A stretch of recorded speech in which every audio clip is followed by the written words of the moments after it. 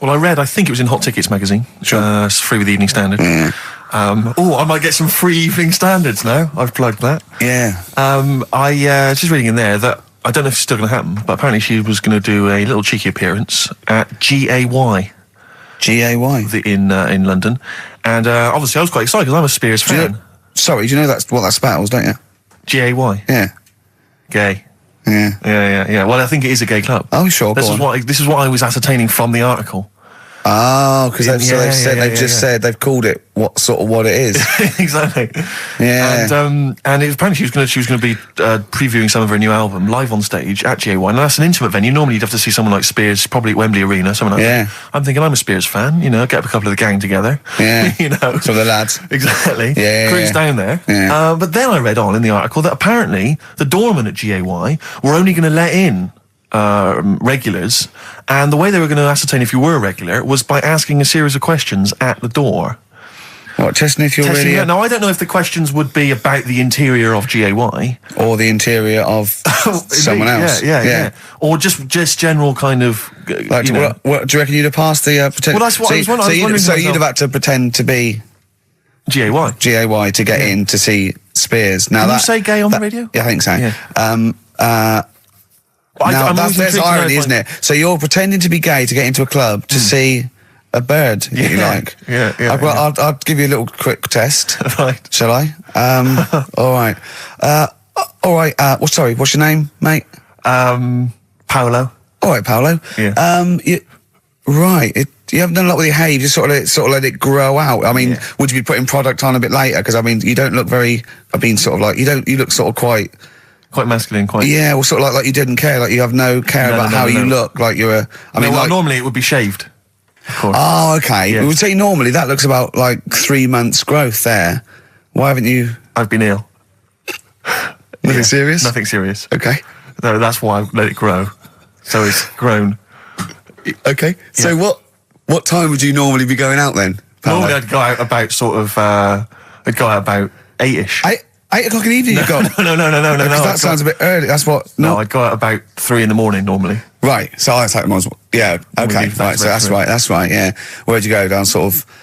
Down Compton Street for a coffee and then onto GAY something like that, with your little shaved head. Yeah. Okay. Well, you're doing fine. Gay. Sounding pretty good. Can I just ask you one final question? 20 bender points? 20 bender points. I'm just going to let you in. Okay, I'm just going to tell the guys to let you in. But I've got one more question. Yeah. Do you prefer knobs or tits, Paolo? Knobs. Knobs. You love knobs, do you? Oh, Can't get enough knobs. So you hate tits, I assume? Loathe them. You hate tits, do you? Yes. Okay. What? Even Liza Minnelli's? I don't know what to say. I love hers. But not in a straight way. In a straight way. In a gay so way. Okay. So you love knobs more than tits, right? Okay. I love knobs. In you go. Thanks very much. Brittany's on, do you? Oh, she is so sexy. Oh, see, that's what would give me away. It'd be like the Great Escape. It's just the last. Yeah. You just. Well, you're. I think you're probably a bit bi. Right. Yeah, okay. but I mean, going anyway. Thanks very much. Okay, the drinks are quite expensive. Oh, I thought so. Pop your shirt off, will you? Hey, Outcast on XFM 104.9. I'm Ricky Gervais, Steve Merchant, Karl Pilkington. You all right, Karl? Yeah, not bad. Yeah. Just when you were talking just now about like the gay stuff. Yeah. Right. I don't know if you saw the thing the other week about the fella who's on that quiz show. Oh. Sort of. Oh, right. Okay. Gay fella, straight, sort of man, woman thing. What are you talking about? Tell me what did you see? Tell me what you saw.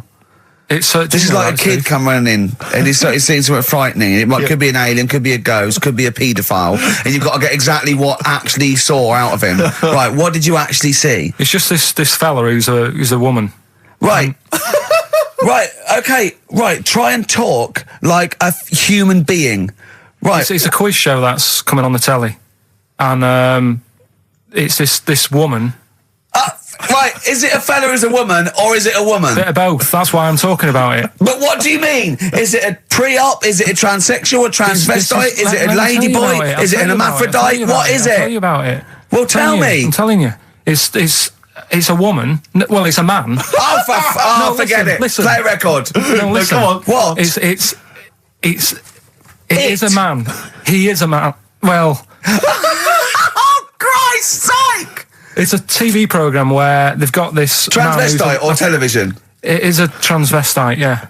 So- but the problem is, I'll tell you just because you don't know about it. The program is I don't know. I still don't know about it. I don't know anything about it. Still, I don't know. It's a woman, man, woman, TV program. Look, TV. no, it's a man who is now sort of half a woman, and A man who is now half a woman. no, well, this is what's weird about it. He's got the top half, but not the bottom half. What do you sorted mean? out. He's got breasts and a wig, but he's still got his boys downstairs. He's Why got do you do that? his caps and the boys What are do you do still that there for? with his Y fronts. Why But that? upstairs, he's got a lovely pair of dumplings. Why do that? Well, he's halfway through. But why not get it all done in one go? Maybe he couldn't afford it. Well, wait until you've got all the money. That just looks a mess.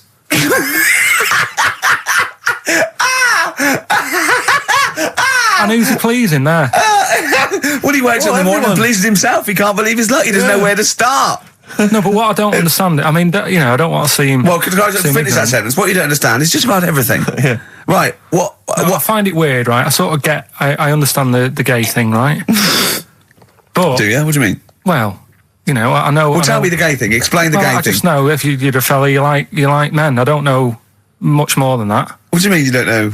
But what I mean is, with a transvestite, what's going on there? What do they want? A transvestite is a cross dresser. See, I don't get that either. Because You mean a That's transsexual? that's a man who likes to dress in women's clothing. It's not necessarily, they're not necessarily gay. They're or not straight gay. They're or often anything. not gay. They just happen to like wearing women's Those clothes, aren't you? but then why not wear women's clothes that could be seen as a bloke's, like Suzanne wears jeans? No, but Just but that's buy the women's thing. jeans. But that's their problem, is it? They like being seen as a woman. They like being seen as a woman. It's not just that it's more comfortable, or they'd wear a kilt. They like being seen as a woman. They feel more comfortable. All right, and what's the deal with this fella who's got... We don't know both? who this fella is. No, we don't know this man who's half a woman. He's called Miriam. Oh, that's helps. yeah. Brilliant. I love this scientific basis. No, I so think- all he's done, he's had the tits done. He's probably had the hormones. Probably lived as a woman for a while. The last step, because you can probably reverse the breasts anyway, because they're probably implants and hormonal things. And whereas you chop your knob and boys off, that's you come back the next day and go, so I didn't mean that. I wanted my ears pierced. It's a bit more of a bigger operation to put them back. So doctors are probably making sure that he's just Surely if absolutely... you've had the top half done, you're not going to go back on what you've said. But no, what's the top half being done? I could get you breast implants, give you a bit of hormonal treatment. Now, and that you would could be a great idea for next week. and you could reverse it. What you can't do is grow a knob back. Well, you can. Last week you were talking about growing one on your arm. Yeah. We've done that. We can, so that is possible. But the thing is, the truth of it is, I think I do know about this story. I think it was a television program called There's Something About Miriam. The conceit of which was that this pre-op transsexual So I guessed that right, yeah. was masquerading as a woman, Right. and various blokes who didn't realise that this was a man had to I've heard try about and this. seduce her.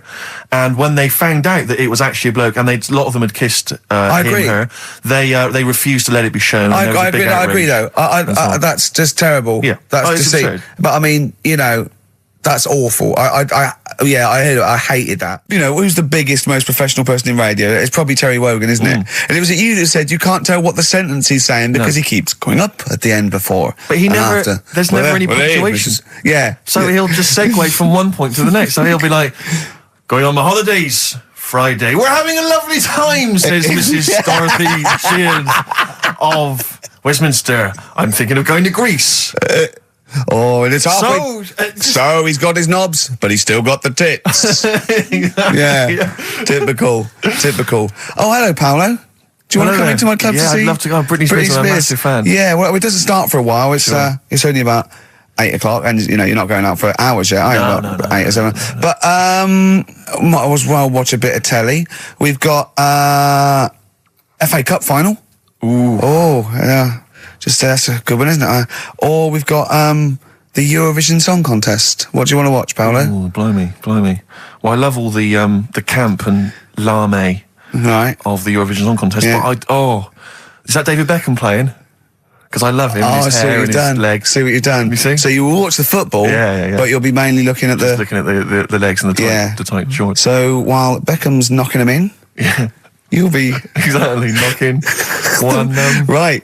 Let's. Do you know? Remember, I never really looked, but when you see old clips of, say, early '80s footballers, the shorts are much tighter, aren't they? I think. I mean, I don't know. I don't don't really know. I wasn't really looking. I remember Carl was saying when he went and there was two strippers, a bloke and a woman, and they whipped off their clothes at the same time, and you looked straight at the boys. Yeah, everybody would. You would have done.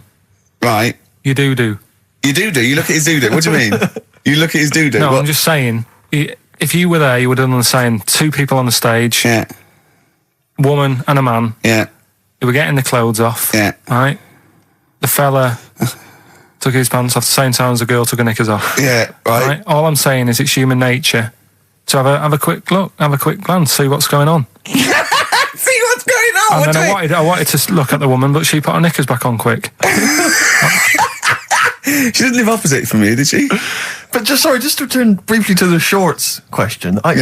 It's only because in the 30s and 40s they were huge shorts, weren't Yeah. they? I mean, genuinely massive. Like huge. A small child could wear them as trousers. They were. I so think that's to do baggy. with comfort and decency, though, isn't it? And then, but by the sort of 80s, there was barely any shorts there. I think that was fashion. But it's weird that you feel like at some point someone's gone, guys. I mean, They've good gone game too today, small. but this is ludicrous. But that's what happened, isn't it? Because things get bigger and bigger and bigger, and then they get smaller and smaller and smaller. Yeah. And fashion's like flares, Yeah. drain pipes. Yeah. Heels, flat.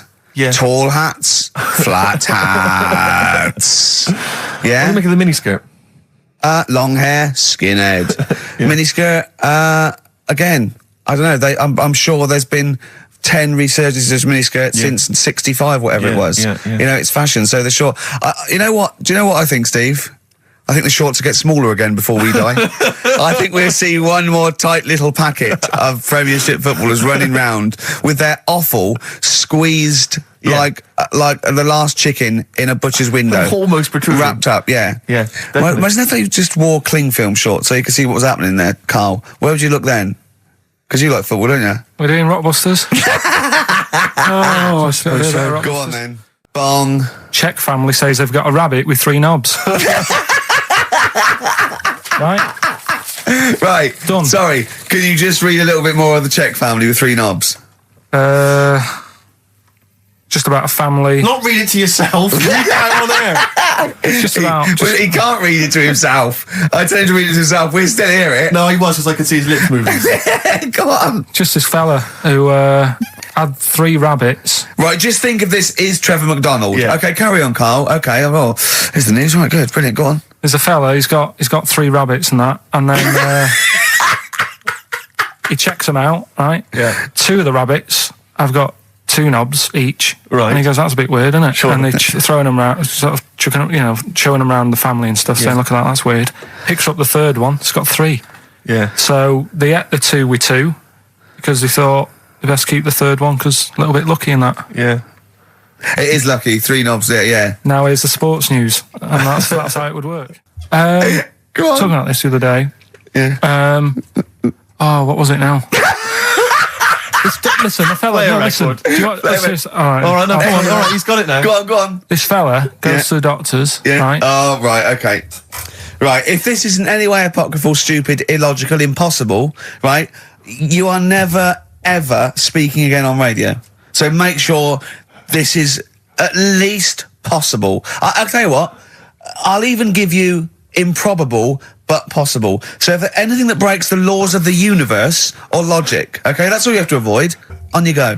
Right, so this fella, right, he goes to the doctors because he's got earache. Right. Okay, if a chimp's living in his brain... that he go on. So he's got earache, he's sat in the waiting room and his ears all bunged up and it's hurting a lot and what have you. So the doctor comes out and he goes, right?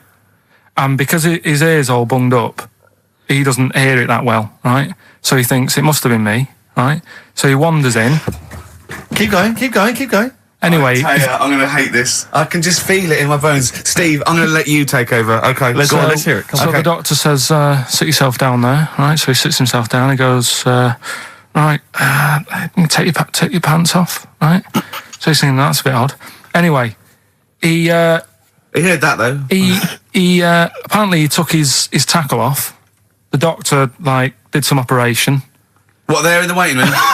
No, in his office. In his office, yeah. What? Wait. So he removed what? His genitals? Yeah. In his office? Why, Carl? Why, Carl? Because he hadn't called him in. Oh, he'd called in the bloke who wanted his testicles taken off, and he didn't hear it. What? So the doctor went out and said, Mr. Jones, who's here to whip off your cock and balls, just here and now, right?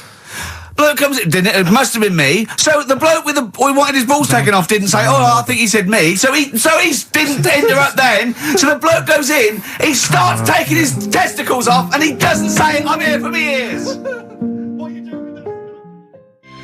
It's a new single from Snow Patrol and Run. That's brilliant, isn't it? It's good stuff. On XFM 104.9. Rick, Go on. I'm about to say 3 little words to you that I've never said to anyone before. Go on.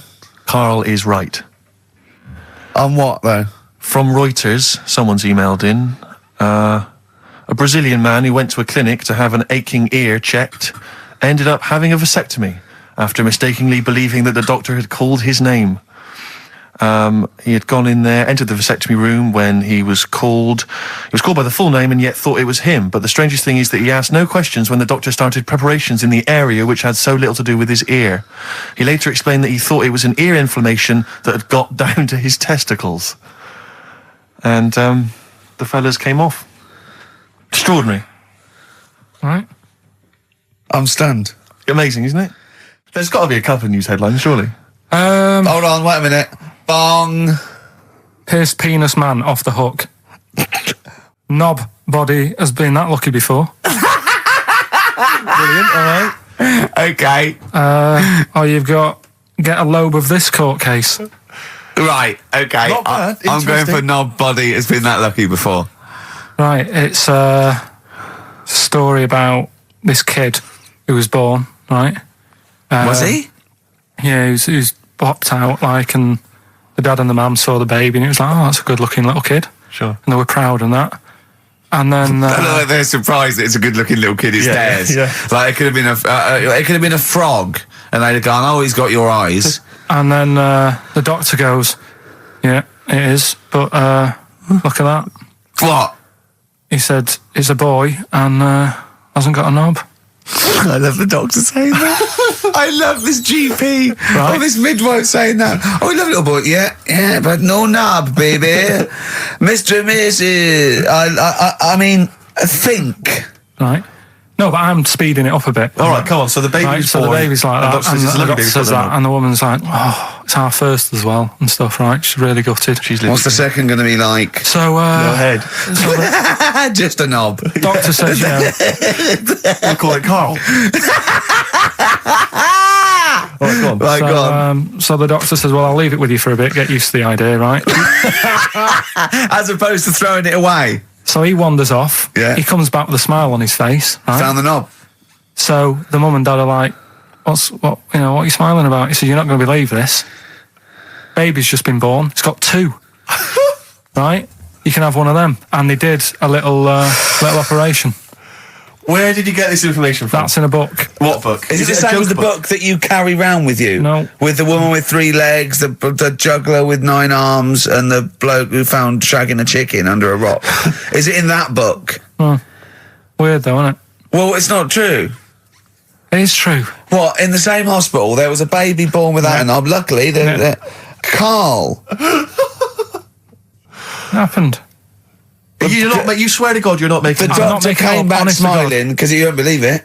There's a baby there with an excess of a knob. It happened, honestly. I'm not, all these things are not made up, the educating stuff. That's why I do it, innit? Teaching you stuff, always teaching you stuff. Fair enough. All right, if anyone can confirm the baby with no knob, they're the going to baby with confirm it 2. because they're going to go to the same dubious website that Carl got it from. I always try to be level-headed and reasonable in these situations. And it's always ignore it. Guatemala or Mexico. Rodriguez was born without a knob. Luckily, baby next door was got 2 knobs. What a load of shite. Play a record. There's still more to come. Oh, I'm looking forward to it. Was it Nelly? Nelly dead. It nearly died. It nearly died. Bones, Radiohead off the Benz album. I mean, might be my favourite album of all time. You said it before, yeah. I can't say I've ever really got into it. I remember when it came out, it was just so ubiquitous everywhere. I never really bothered listening to it. I can still listen to it every day. I mean, that might be sad, I don't know. But it's a fantastic album. Yeah. On XFM 104.9, just practicing for when we talk about music. Talk more about music than maybe monkeys and people born without knobs, baby. Carl, any other thoughts? Educating Ricky. Can we just clarify what this is? I think a lot of new listeners perhaps aren't familiar with this. It's when Carl looks on the internet and finds a weird story about, the double knob fun, and tells me about it. And it's usually not true. Okay. If it is true, I know it already. Go on then, Carl. They're not really weird stuff. It's just stuff that's gone on. That's interested me, that's all it's about, and I educate about it. I should just confirm that we've had a number of emails that say the baby born without a knob and then having one transplanted from a baby that luckily enough had 2 knobs is apparently true. Right, listen. So, I don't question that you could be born with a deformity and get someone's, fingers, knobs. What I'm saying is, it didn't happen with the doctor goes, I'll leave with it. I don't believe it. That baby's got 2 knobs. Exactly. What a coincidence. I bet that little bit of information isn't in there, is it? Sure. That he went out the door, I'm going to get a coffee, came back, bloody hell, hold on, look, here's an extra knob, I found an extra knob. We can put that knob on there. Perfect. A couple of emails here trying to respond to our requests for nursery rhyme related information. Oh, go on. Nikki Williams says that she was at infant school and she had a nursery rhyme book, and in the book, and this may just be the illustrations, but apparently the 10 in the bed in there were small baby monkeys, which you'll be loving, Carl. But again, I suspect that might just be the illustration that accompanied I remember I had a book of nursery rhymes when I was little, and my brother, he was older than me, and I was about 5, so he was about 16. And I remember him and his mate just absolutely cracking up because it said, up Jack got and home did trot as fast as he could caper. He went to bed and bandaged his knob, N-O-B, with vinegar and brown paper. I've since found out that knob is like the old English for head, but I didn't know why they were laughing. Of course. They were just cracking up. This was, whenever one of my mate's brothers came around, he said, where's your nursery rhyme book? And he'd read it to him. Yeah. And it was just the funniest thing in the world. The brown paper and vinegar was a popular method, because didn't Jack and Jill use that? They used something similar. No, that was Jack and Jill. That was Jack and Jill. Yeah, that's Jack when he broke his crown, which obviously, that means his head as well, doesn't it? Yeah. So he's fractured his skull on a sort of like an outcrop of rock. Yeah. And then... is that still used, the brown paper and vinegar? I don't think it is. I don't know, maybe in Manchester they're still using that, I'm not sure. Yeah. But it was fantastic. So then we go and have our meal. What annoys me, I said, right, I'll go for a run. He went, I'll have a bath. I said, I'll see you at 7:45. At 7:55, I have to call him. He's not ready, so he's let me down there. I can't stand lateness or laziness. Yeah, and he's let me down. Do you know his excuse? He fell asleep in the bath because there was no light bulb. There was no light bulb in the bathroom. So instantly he fell asleep and he was late. No, do you know what I mean though, Steve? If you're sort of like nice and warm and what have you. I was tired anyway, I've been stressed out for 4.5 hours, right? My life flashed in front of me a few times in that buggy. So it's all sort of wears you down a bit. I thought, right, I've got a headache. You're going for your run. I'm going to have a bath. I walk in, put the light on. For some reason it didn't come on, but I thought, it's all right. I'll just... doesn't matter. You can have a bath in the summer, so it's light anyway. Well, there's no windows in the bathroom, so... So you were in the darkness? So I'm in the darkness. I nod off because I'm shattered. He calls up, hassling me. So I said, well, it doesn't normally take that long for me because, I haven't got, like, long hair. I've got a dryer and so I can sort of one wipe. Yeah. He's already 10 minutes late, though, when I called. Well, 10 minutes. 10 minutes. Lateness is lateness. Next. Doesn't matter. Dinner wasn't until 20:15, so we had, like, another 20 minutes anyway, so it doesn't really matter. Yeah, but we said 1:45. So he's calling up, hurry up. So I said, yeah, all right. So I get out and dry and like my tackle and what have you. Calls back again 30 seconds later. No, I don't. I don't like that. Not going to do that, no. Give it a wipe. 30 seconds later, come on. So I end up going downstairs to the meal area. Naked. With a wet shirt on and wet socks. I've got headache as it is. Meant to be a relaxing weekend. But anyway, so we have our meal, which is really nice. And then we're sitting in the bar. I'm having a cigar by the fire. Yeah. Like, we're having a rather nice Pinot Grigio. Yeah. He's there going, I've got headache. Is this 1955 that you live in? I know. So holiday, where did you go on holiday? Sardinia. Good? Yeah, it's alright, yeah. Nice food and that. It's important, isn't it? Yeah. And nice beaches and what have you. Excellent. Always like a nice long beach to walk down. Yeah. But, so we're having a nice walk, right? You know how nudists do me head in? Sure. Right. Not a problem though, is it? It's not like being scared of spiders where they might jump out under the kitchen sink at you. You know what I mean? It's not a big problem having your head done in by nudists. Yeah, but it just annoys me. It sort of ruins the day a little bit. Because it makes me feel uncomfortable. Right. Take your clothes off if you feel uncomfortable. It's much more relaxing. Yeah, but... Well, anyway, right, so I'm walking along the beach, right? Lovely long beach, what have you know, watching the sea, picking up shells and that. And what are you wearing? What's your natural beach club? When he says picking up shells, I imagine he's on all fours going, like that, you know what I mean, looking at things. Just like washing his nuts in the sea to get them tasty. Yeah, going into the sea and then kind of shaking himself and all the water flows off. Yeah. I've just got, flip-flops on, pair of shorts, and like a little light shirt. Sure. Mm. So anyway, walking along, and Suzanne goes, "Oh look," right? And there's this woman, German, I think, coming out of the... How can you tell she was German? Underarm hair? I'll get to it. Forget the underarm hair. She came out, it looked like she was smuggling seaweed. I'm going to burst! Oh, God! And the funny thing is, right, she... Smuggling seaweed! Oh, God! She was a bit hairy down there, was she? Mental. I felt bad because I hadn't had a shave for 2 days, right? Looked at her, it was ridiculous. She might as well have kept her trunks on. It was just like she was wearing furry trunks, right? So anyway, so I'm walking along. So, yeah, go on then. So Suzanne's like, "Oh, look," and I'm like, "Oh, not again," because every time we go away, there always seems to be one of these. Is she by herself, this woman?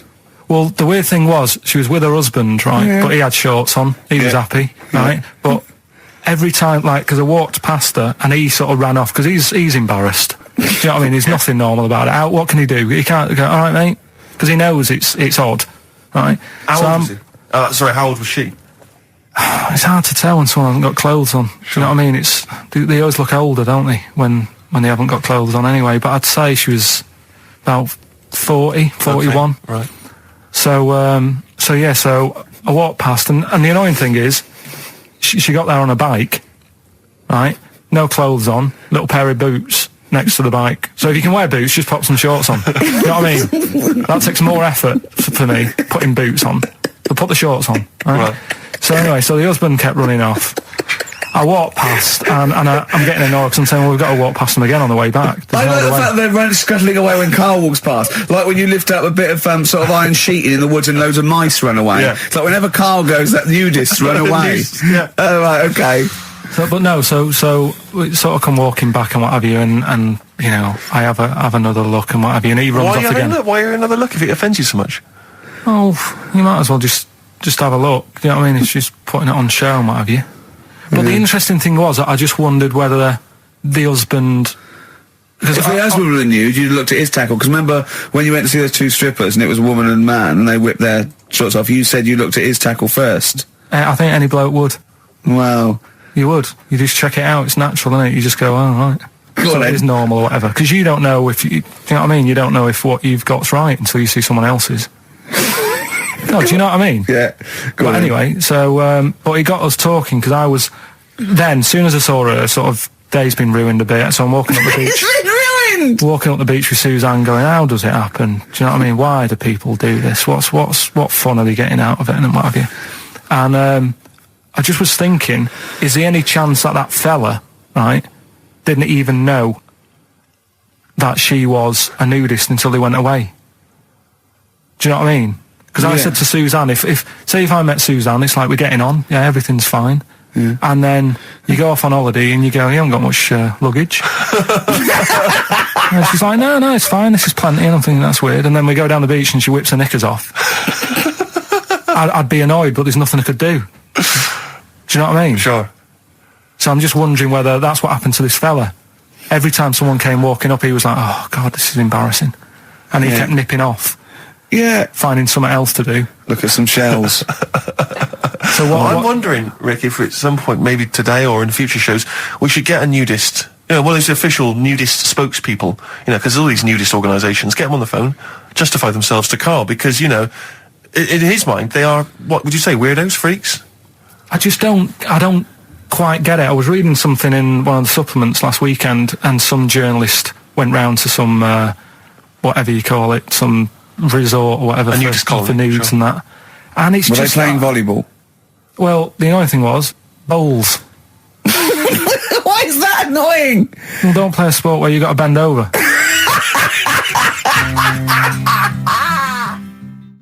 Neil Young from the album Zuma, and that's Pardon My Heart on XFM 104.9. Ricky Gervais, Steve Merchant, Karl Pilkington. We just had a text here that says, and I don't know what truth there is in this, as ever, but John says there is apparently a nude bike ride today in Hyde Park.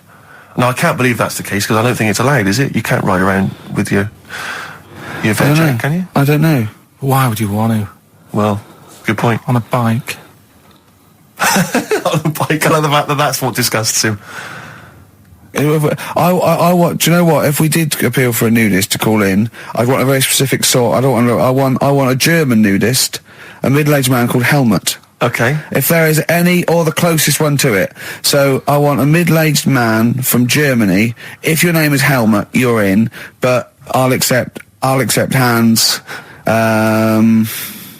Karl would be good, wouldn't it? All right. Yeah. I think I'm wondering if the age might. Maybe we could we broaden it out Okay, just a German nudist bloke.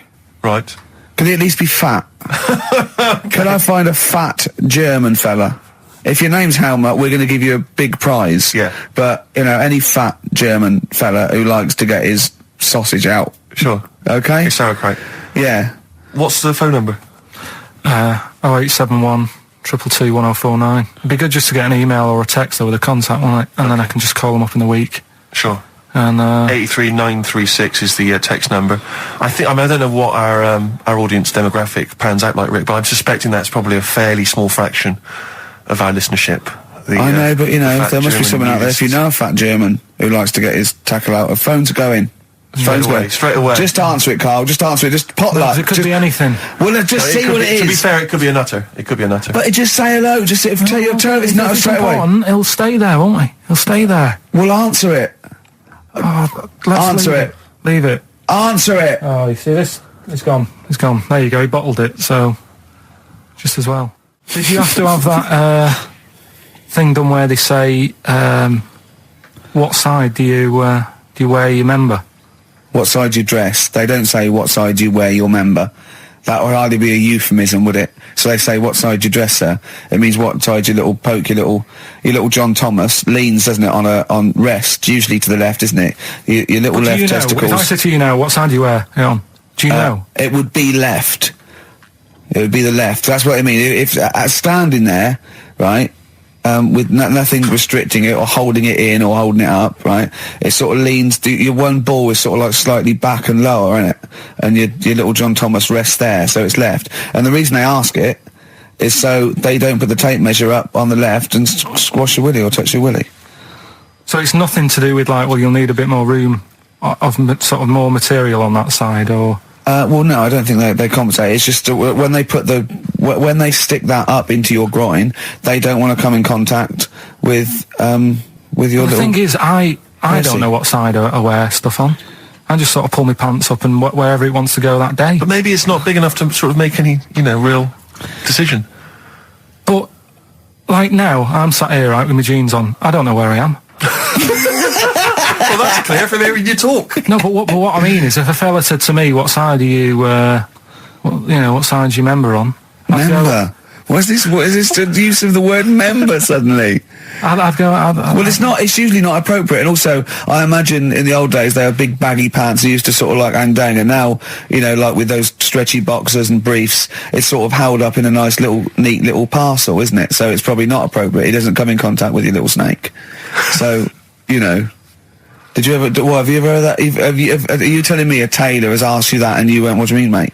No, I've never, I've not really had one made to measure. I had one made when I was a kid, but since then I've sort of bought a suit off the hook. But when you were saying about buying a suit, I know that question sort of crops up and I don't know what the answer is. It just annoys me the way I don't know, there's no surprises anymore. Do you know what I mean? People know. What do you mean? He's going to go, right, I'm going to measure you now. Which side shall I measure? Go, well, pot luck, go on, have a look. Right, there you go. Oh, you got it. You checked me out. What do you mean there's no surprises anymore? What are you talking about? Everything you say is a surprise. Everything you say. Every opinion you have is a surprise to me. What I mean is, why aren't people just happy just to go, well, depends, doesn't it? I'll just pull the pants up wherever it wants to go. I'm happy. What do you mean? Why is this such a big issue? But Carl, when they ask you this question, they're not making a note of it somewhere. It's not statistical research to find out what the kind of common leaning is. It's a question so he doesn't touch it when he's using his tape measure. Just be careful. But he is being careful by asking the question. But what's wrong with him touching it anyway? If he's, I mean, it's only a slight. Fair enough. But if he just sort of, knocks it a little bit, you can just go. Do that again? To me, it's the same as the prostate thing. It's just happening all over again. But the doctor doesn't go, what side's your arse on, sir? Trying to avoid the arse. He wants to go, he knows where your arse is and he's aiming for it and he wants to get it up there. He's aiming for it for a good cause. This little fella's going, well, I've got to measure his leg. I don't want to touch the knob. I'll just ask him, sir, do you mind telling me where your cock is so I can avoid it? It's a big difference. But like I'm saying to you, I'd have to have a look first to let him know. I don't know where it is now. I don't know. It could be the left, could be the right. Are you telling me you don't know where your knob is without looking? Well, what do you mean without looking? How could... Well, you're saying it as if like... Should we have a guess? Well, have a look and tell us where it is. What are you wearing? What sort of pants are you wearing? I've got my jeans on. But you got pants on underneath them? Yeah. What are they? Briefs or boxer shorts? Boxer shorts. Boxer shorts. Well, it's probably free, but the jeans are probably strict knit. I think it's probably either in the middle, dressed in, or just slightly to the left. Have a look. We'll tell the listeners after the break where's Carl's knob. It's a good competition. Oh, brilliant! We've got to send this to the Sony Awards people. XFM. Run, Snow Patrol on XFM. Well, big question. Where was Carl's knob? That's what people have been hanging on for. Yeah. Where was it? Well, I can't believe people have been texting in. Hey, what, guessing where it is? People saying, is it in the middle? Is it in the left? It cost them 10p. It cost them 10p to find out. Just wait, I'm going to give out the answer. You don't win anything, right? Like, strike it lucky. Right? Bottom or middle? Right. It was to the left. Oh! Yeah. I went with the right. That's annoying. See, I thought it would be to the left. If not, maybe if it was all scrunched up, sitting on your lap right, it might just pop up to the middle. Just pop out, like, Well, next week we'll be finding out where yours is. Where's Ricky's bollocks? Right then, which leads us nicely into... Knob news. Oh, it's the welcome return of knob news. Right, okay, it's very much like the news at 10, this, isn't it? I do a bong, or in this case a schlong, and he gives me the headlines, the knob news of the day. Where have you collected all this knob news? Was there a lot of knob news this week? It was mental this week. The amount of stuff. The way it works, you give us the bong, I'll give you the headline, okay. Steve decides which stories we're going to talk about. And now on XFM, knob news. Schlong. Man grows knob on his arm. Schlong. Man gets doctors to make him a second knob. Schlong. Turkish prisoners made hole in cell wall to produce third inmate. Schlong. Doctors accidentally remove man's testicles. So, well, can I straight away go for the accidental removal of the testicles? Well, it's happened before, hasn't it? We've talked about that before. What did he go in for a tonsillitis? What are they called? Tonsillectomy. And he went in the wrong way. What are you talking about? How can they accidentally Remove his testicles. It says, he didn't look at his folder, and the doctor said to the fella, "Oh, we've removed your testicles and we wanted to take out your prostate gland." So that's what happened. There's the story. This is what I mean. That's why I don't like going to the doctors. Yes. It happens, doesn't it? Because all these sort of it's when they say things like, "Oh, it's just we do loads of these operations." That's when they're not concentrating. Brilliant. Do you know what I mean? When they say it's procedure, that's like having a boring job that you do every day when you're not going to be concentrating. I prefer them to go, "This is a tricky one, this." I know what you mean. I sort of do know what you mean. People, you watch TV programmes about, like, you know, removing someone's second head or whatever, and there's like the best surgeons from all over the world. It's televised. They can't make a mistake. They can't go, "We took his legs off by mistake." Whereas the fella who's having a prostate, it's like, "Oh, do you want to do it? I'm sick of doing them." Yeah. And they're probably doing a crossword whilst writing it. Of course they are. I've seen that actually in operating theatres. They're doing a crossword. That's what I mean. Yeah. I was just examining some of the other knob news, Rick, a little bit more closely. Man gets doctors to make him a second penis. I'm sure we're all interested to know what happened there. Yeah. A German who persuaded doctors to give him a second penis has lost his wife after he showed her the result. Biker Michael Gruber lost his original penis in a motorbike accident, and doctors built him a second one using a mixture of skin, bone and other tissues. Bone? Apparently, the penis worked so well that he was even able to father a child with his wife Bianca. But Gruber was still not happy and asked doctors to repeat the operation and build him a better organ, to which they agreed. From his hospital bed, he said, "I've got 2 penises, but no wife. I'm hoping when I get rid of one of the penises, I'll get her back." What do you mean? Sorry, he had 2 put on. What side does he wear? So he's had both. So he's had 3 then. Yeah. Yeah. This is probably the thing that happened with Hitler when he had 1 ball, but he had 3 at one point, didn't he? So he just get one in the other ball, gave his mum one, and got the other one. Man grows penis on his arm. I mean, why people are constantly losing their penises around the world? I've no idea. But why? I didn't realise it was a bit. What do you mean why on the arm? It's just a graft, isn't it? Yeah, but put it on like your buttock or your side. Not, you can't wear a short sleeve shirt. Why do they've done that before? I don't understand it. Why not just graph it onto the side of your leg or something where it's high up, close to where it should be? I don't know. To get it used to the environment, like when you were like released a duck into the wild. I've never understood that. If there's a doctor, again, you know, we had a doctor last time. If there's someone who can let us know why they put it on the arm, so they can keep an eye on it. Presumably, he's not going to work with this knob on his arm. He's probably in a hospital bed and under examination. right? So what do you think? They pop the knob on the arm, say, "Come back in 3 weeks." What do you do, by the way? I'm a mechanic. Keep the knob, keep the long sleeve shirt, because the blokes go, "Why have you got a knob on your arm, mate? What are you talking about?" He doesn't go back to normal as a teacher. "Sir, what is it? What is it, Simpkins? You got a knob on your arm. No, don't worry about that. Do your maths." What do you think this bloke's walking around with a big knob coming out of his arm? Why on the arm? So they can keep an eye on it. So it's not. But if he's in bed, just get him to not put any undies on or whatever, and just have a little sly look at how it's going. Even in hospital, if you're in a shared, like, little hospital room, people going, "Oh, I've had heart problems. What's your problem?" He's there with his arm out. He's got his knob out. Yeah, but I don't think it counts as indecent exposure when they're grafting a knob on your arm, sticking that up the bed. Imagine if he's driving, he's just got it out the window. People driving by. Yeah. The fact that at the end of Is that bloke giving me the finger?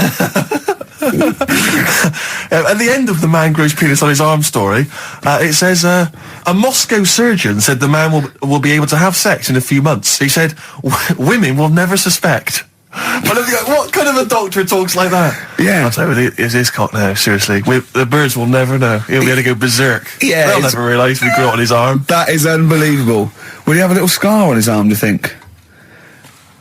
Yeah, I don't get it. Like I say, 83936 if there's a doctor out there. Or indeed, if you've ever grown Or a tailor. Making you a shirt. What side do you wear your cock on, sir? It's my left arm. What's this? Bit of stones? Yeah, beautiful. Lay it on me. Wild Horses by the Rolling Stones on XFM 104.9. Well, I think the listening public would have enjoyed knob news there. Oh. So, I mean, there was a lot of knob news this week. I was surprised. you know, I would have thought it would be hard sometimes to get Knob News together, but I would have thought it'd been part of a bigger news programme, but I mean, I don't think we'd dedicate a whole sort of, you know, like John Craven's news round. yeah. A whole 5 minutes to knob-related news. Yeah. There was other news, was there, in the week at all? Carl, it wasn't just all knob-related, you didn't just research. No, they're the ones that sort of stand out. Okay, knob news? Yeah, we've got a bit of Knob News, yeah. I'm worried that Knob News, because it's only about penises, is a little bit sexist. Have we got any fanny facts? Can we sort that out for next week? I don't want to alienate our female audience. Welcome to Minge London. Good, I'm glad that's that. Well, But then I got back, right, Steve, and called up Ricky. I said, right, you know, are you about? Have a chat and that. So he said, oh, I'll just come round. It's a nice day. Have a drink and what have you. So I got round there at about 6:30, right? Go up to his door, knock on his door, right? He stood there with his tackle out. Oh. Yeah, what did you make of that? What was wrong with that? What do you mean, what's wrong with that? Why were you looking at it? Why were you looking at it? I tried not to look at it. But again, you're always sort of attracted to it, aren't you? Kind of like... I've never been attracted to another man's tackle.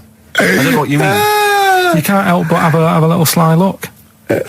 Especially when it's there. When you ring the bell, and I mean the one on the door, right? And that's hanging out. And does he dress to the left or the right? It was to the left, wasn't it? yeah, it was left, yeah. Just popped it out of my shorts for him. Just popped him out of the shorts. Should have seen the state of him.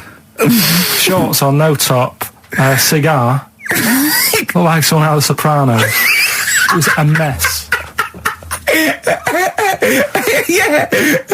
And then, we sat on the balcony drinking wine, didn't we? Did you pop it back in, or was it? Yeah, I popped it straight back in. I got the laugh. Sure. I got the laugh I Yeah. wanted. Yeah. He walked in, he went, it's not that hot. Straight away, it's not that hot. Oh, brilliant. And then, was that Knob News, or is there more? no, it's got more Knob News. That's just a coming. taster. Just a taster. Listen, let's play some adverts. Let's play some great music, and maybe we should have some early Knob News. Early Knob News coming up. XFM. And it's Knob News time. We're all very excited. Now, last week's Knob News was what, Carl? Do you remember it was a man? Who grew a knob on his arm. Sure. No, he didn't grow it there, did he? He put it there. Well, I know that, but yeah. Just popped it on his arm. Yeah. A bit. Yeah. This Just a week, recap. That's just a recap of the week's news. Right now, it's the headlines. well, we Right, talked about it before. Do you know the little mouse that had an ear on its back? yeah. Sure. Right. Well, you thought he had a bad time, right? Listen to this one. Mouse walking about with us, sort of wearing a monkey's testicle. They're just having a laugh. This is what I mean about a lot of scientists. What are they doing? When's that going to come in handy? I don't know what you mean. Well, they were seeing if, you know, say if a fella loses one, right? Yeah. Hitler or whatever. And they go, well, don't worry about it. We can sort you out. I don't know what the monkey's going to do. I don't know if they keep passing them on or whatever. But the actual monkey testicle was put on the mouse. And it worked. It worked for the mouse. But isn't it? I mean, isn't a monkey's testicle quite large in relation to a mouse? Would it not look like the mouse was on a space hopper or something? Oh yeah, it didn't look good. Well, they didn't put it where its testicles would be. No, they did. Like, put it. Well, how could it walk then? The ear was on his back, so he could just get about. Well, I don't know. But Well, you don't know, do you? You just guessed. Did they grow the monkey's testicles where the mouse Well, it testicles looked would? stupid anywhere else, though, wouldn't it? Oh, whereas a mouse with monkey testicles, that's fine. You'd be showing off. You'd be all right. I'd prefer that than the ear. When that mouse gets put back in with the other mice, do the other mice go, George, you look different. Have you had anything done? But the weird thing is, as well, apparently it still works as a monkey. What? So, what are you like talking about? Like the sperm and that was it was still sort of monkey. Of course sperm. it was. What are you talking about? But that's weird. But what, Carl? What? But what? It's only a thing to give it nutrients. That's all the thing they're testing. It's like grafting at that level. Right. What's your question? Because I'm right. What do you think? It would change eventually. It would have changed into a mouse testicle because it had been hanging round a mouse for so long. No, I thought the actual sperm of it though would be a mouse's. Why? Because it's hanging off a mouse. No, but your sperm is actually created in the testicles. So that's why it has to be outside your body. Otherwise, we put them in a nice little cage. But I'm guessing then that they've done this operation so that they can do it to humans. Yeah. Why would I want a monkey testicle if my kids are going to be monkeys? What use is it? No, think. That's no. That's going to happen anyway, Carl. Yeah, but think. Think of what you're saying. They've grown a monkey testicle on a mouse to see if it would still function as a monkey's testicle, okay? So they can do that to humans. So think, Carl.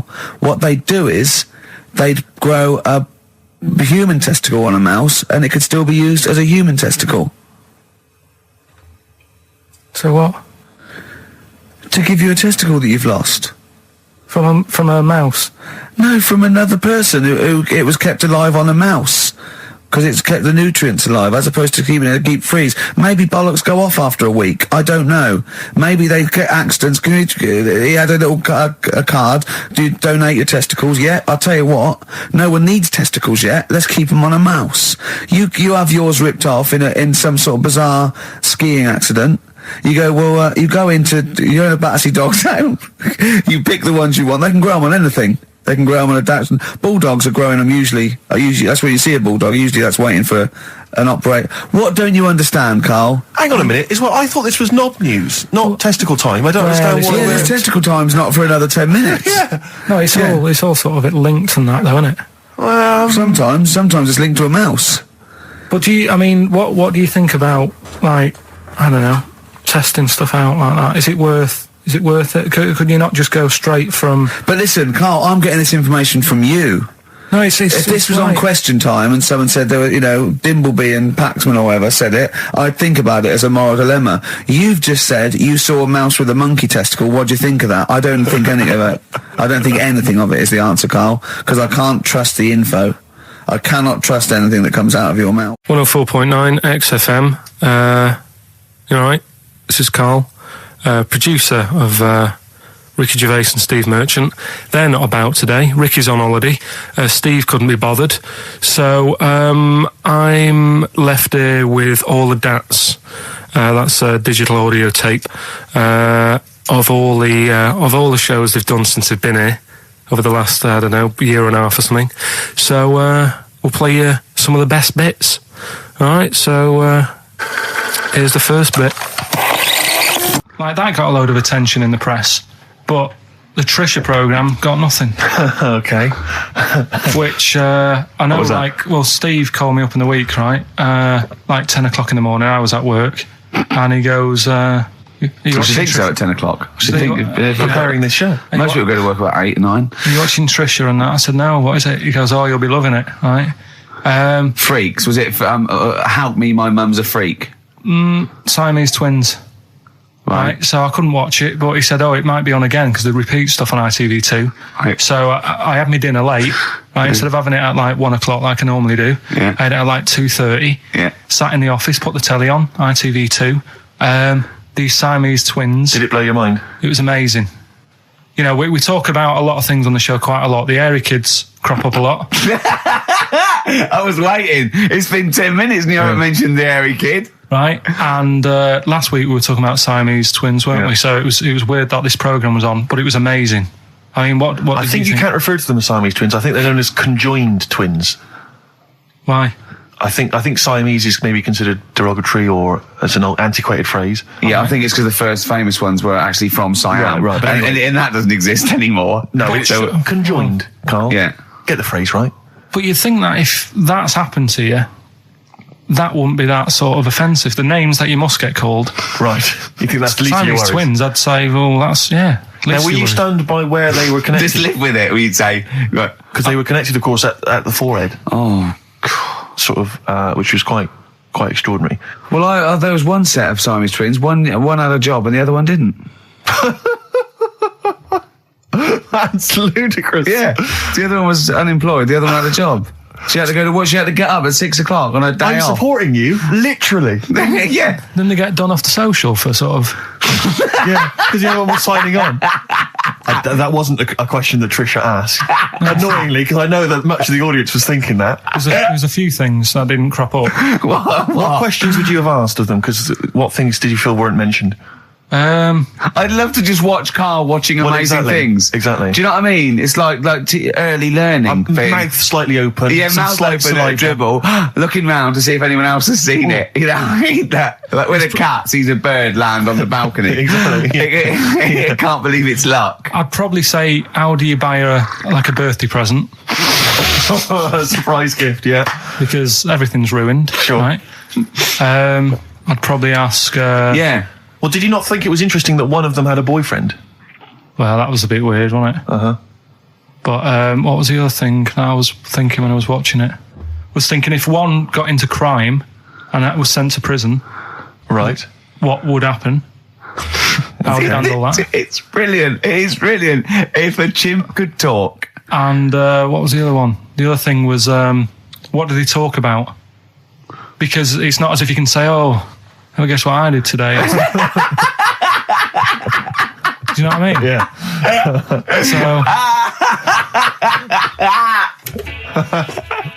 The really weird thing about all this, right? And it's annoying because you were saying about, what should have Trisha have asked and all that. Yeah. But one of them mentioned that one of them was adopted and the other one wasn't. Don't talk rubbish.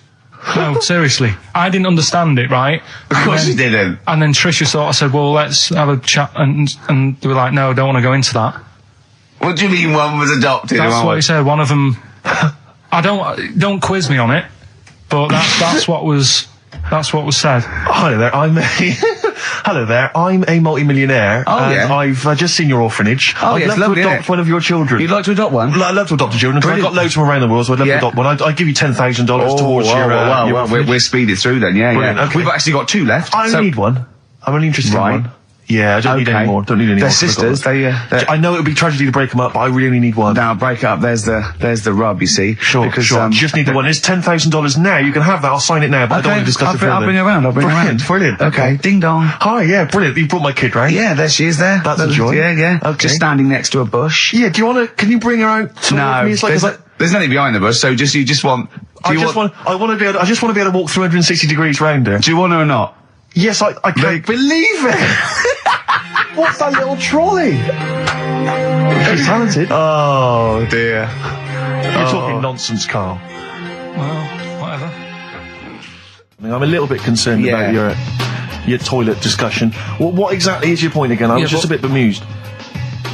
You see, it's a tricky one. All I'm saying is, right, there I was at the pub quiz. I go to the toilet, not thinking about anything. I try to go, right. There's a little gay fella next to me. I love this little gay fella. Now, the weird thing is, there's nothing stopping him having a little glance, right? Because he's allowed in the fella's toilet.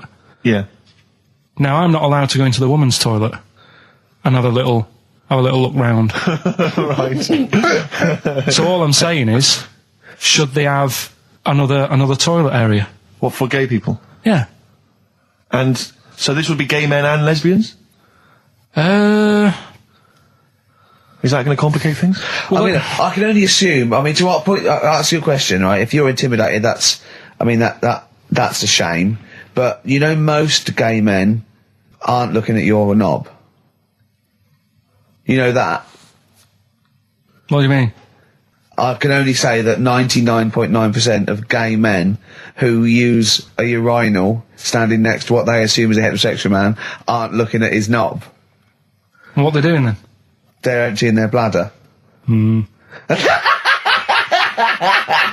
the thing is, I can't talk. You're saying like, about would you have one toilet for lesbian women and gay fellas, right? What does that mean? Would it be mixed? Would it just be? Would it have a man on one? That's heterosexual man. One little picture of a woman, and then what? What would the little icon be? A man and a woman. A man and a woman. Just having a chat. Yeah. In pink and dot lines. But you couldn't mix them, because then what would happen is you'd get people who are going, I'll play up to this a bit. What, pretend to be gay? And sort of grow a moustache and shave their head. And pretend to be a lesbian. Right. Yeah. So I see. So you know, people pretending to be gay so they could go in and have a look at the lesbians. Yeah. Right. So that would mean that we need 4 cubicles now, would we? Yeah, no, this is fine. 4 cubicles. So every pub How now. many toilets do we need at Every the pub's moment? now got 4 toilets. Oh, Carl, bisexuals. Yeah. Now, interesting. Bisexuals. How many toilets do we need now? Call the council. Do you use any? Huh? No. No, because they're interested in everything, aren't they? Because the little bisexual fella will be looking at your knob. Right, with them, Yeah. what you do, you just have a door, you open it, and there's one urinal there, so you can't get a queue. They have to sort of wait. I just thought that, well, why can't there just be a thing between the urinals so no one can look at anyone else's knob? Wait a minute. Just to go back to Ricky's point, what stops, even if we've got the toilet for gay men, what stops the gay men who want to have a look at your willy going in the regular toilet and pretending that they're straight? Most men don't Who is gonna police this? wear gay across their No, heads. exactly. They don't have a tattoo. There's no branding yet in the British house where they have to declare. So we're going to have to expand this. What So we've do all you- got to carry identity Do you know cards. you can see a gay, can you? Coming a mile off. No? No, I'll just hold it in next time. No. Can you tell gay men? Do you know a gay man? I'd say probably if you did if you lined some people up Yeah. and said point them out, I reckon I'd get. But hold on, we're not talking about people dressed in leather with the arse cut out and an handlebar moustache. Yeah. We're talking about, the everyday, No, non-seen. of course, no. Yeah, but I mean, suppose I put you in a room and there was 10 naked men, right? Yeah. And there's 5 gay men and 5 hetero. Could you walk along that line looking at those gay... Am I naked No, you don't have to be naked. Why would you have to be to naked? catch them out? Play a record! How would you catch them out? Get excited. Don't go into it. Don't go into it. Don't go into it. Play a record. And then the other thing is the one that I was reading, the world record with the fellow who's pulling a train with his teeth. Does that make any difference that he's done it with his teeth? What do you mean? Well, what difference does it make? Well, isn't it? It's quite hard to pull a train with your teeth, I imagine. Well, it's pretty hard to pull a train. All I'm saying is it because he couldn't beat the fella who's pulling it with his hands? Well, so you tweak this it is a bit? my point. I think there was one bloke with a record for running backwards 100 metres was sort of like 11 and a half seconds. And I was thinking, turn around, you'd probably have a really good go at that. Do you know what I mean? Yeah. It's sort of like doing a marathon with a milk bottle on your head. Take the milk bottle off and see how fast you can go, you twat. But you can just tweak it, like the fella who has done the pegs on the face, right? Yeah.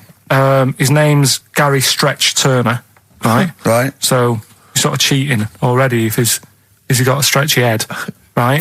but You are, right, you are one of the most stupid humans I've ever met. well, get me in the book. Yeah. Right? Well, listen. So Gary Stretch Turner, right? His record is 153 pegs. Yeah. He did it again, and he only got 150 on. So he hasn't broke his own record. Right. But what I'm saying is, if he tweaked it a bit more, would that make a new record? What? Well, if he said, I've got 150 pegs on, but at the same time as eating a burger. I see what you mean, yeah. He'd be the world record breaker for pegs and eating burgers at the same time. Yeah, just change it a bit. If you know you're not going to make it, just do something else. I'm assuming the rules are set at the beginning, Carl. That's Yeah. it. That's where they say, right, you're just going to do the pegs thing. You're not going to introduce burgers halfway through, are you? Definitely not. And then they have a go. I was on one leg, not interested. How many pegs? 150. Can I just ask very briefly, I was quite interested by the family had to move because they lived on Butthole Road. Yeah, I quite like that Now, one. I don't know if I've told you before, Rick, where I used to live. I'm not going to tell you the name of the street that I used to live on, because not on air, because my parents still live there, and I don't want, Right. But I'm going to write it for you now. This is the genuine name of the street I used to live on. Just imagine when you're at school, Yeah. and like in class, for instance, in French, you've got to say you've got to answer where you live. Yeah. J'habite wherever. Yeah. That's the name. This is actually the name of the street we lived on. No, it's I not. swear to God. That is... I absolutely right. I could phone my father now and he could confirm that for you. I swear because he doesn't want to God. And I tell you that. But listen, do you know what worries me? It's the apostrophe S. I know. Because that's blatant. Yes. Amazing, isn't it? That is incredible. Imagine how embarrassing So that if was. I look that up in the Bristol... You will find that in the Bristol A to Z. I swear to God. That is really... Why have you never told me that before? I can't believe I haven't. That's I'm incredible. still embarrassed now. Do you know, if whenever I have to phone up, if I have to give that address, I always spell it instantly. Really? Like, somehow that'll hide it, that'll disguise the name. But I can't get over that. Anyway, if you perhaps live in Tits Avenue, Yeah. you know, or... Wankling Drive. Wankling Drive, just get in touch. Let us know. We're not really interested. This is XFM 104.9. I'm Ricky Gervais, with me Stephen Merchant. You're listening to the best of, basically, Karl Pilkington. This is a bit easier, but I still think it's a good one. So this is, we should explain what this is if you just tuned in. It's one of those stupid lateral thinking problems. That Karl himself has created. Yeah, that was his homework. Right, this one. It's a fella. He has a normal day doing stuff. Nothing wrong with him. Right. And It's the twist in the tale. It's just like Tales of the Unexpected. Yeah. Just a normal day, nothing wrong with him. Hold on, though, he's got the legs of a fish. Go on. So, that's why he's been hiding his legs. So Go on. he does his normal... The legs of a fish.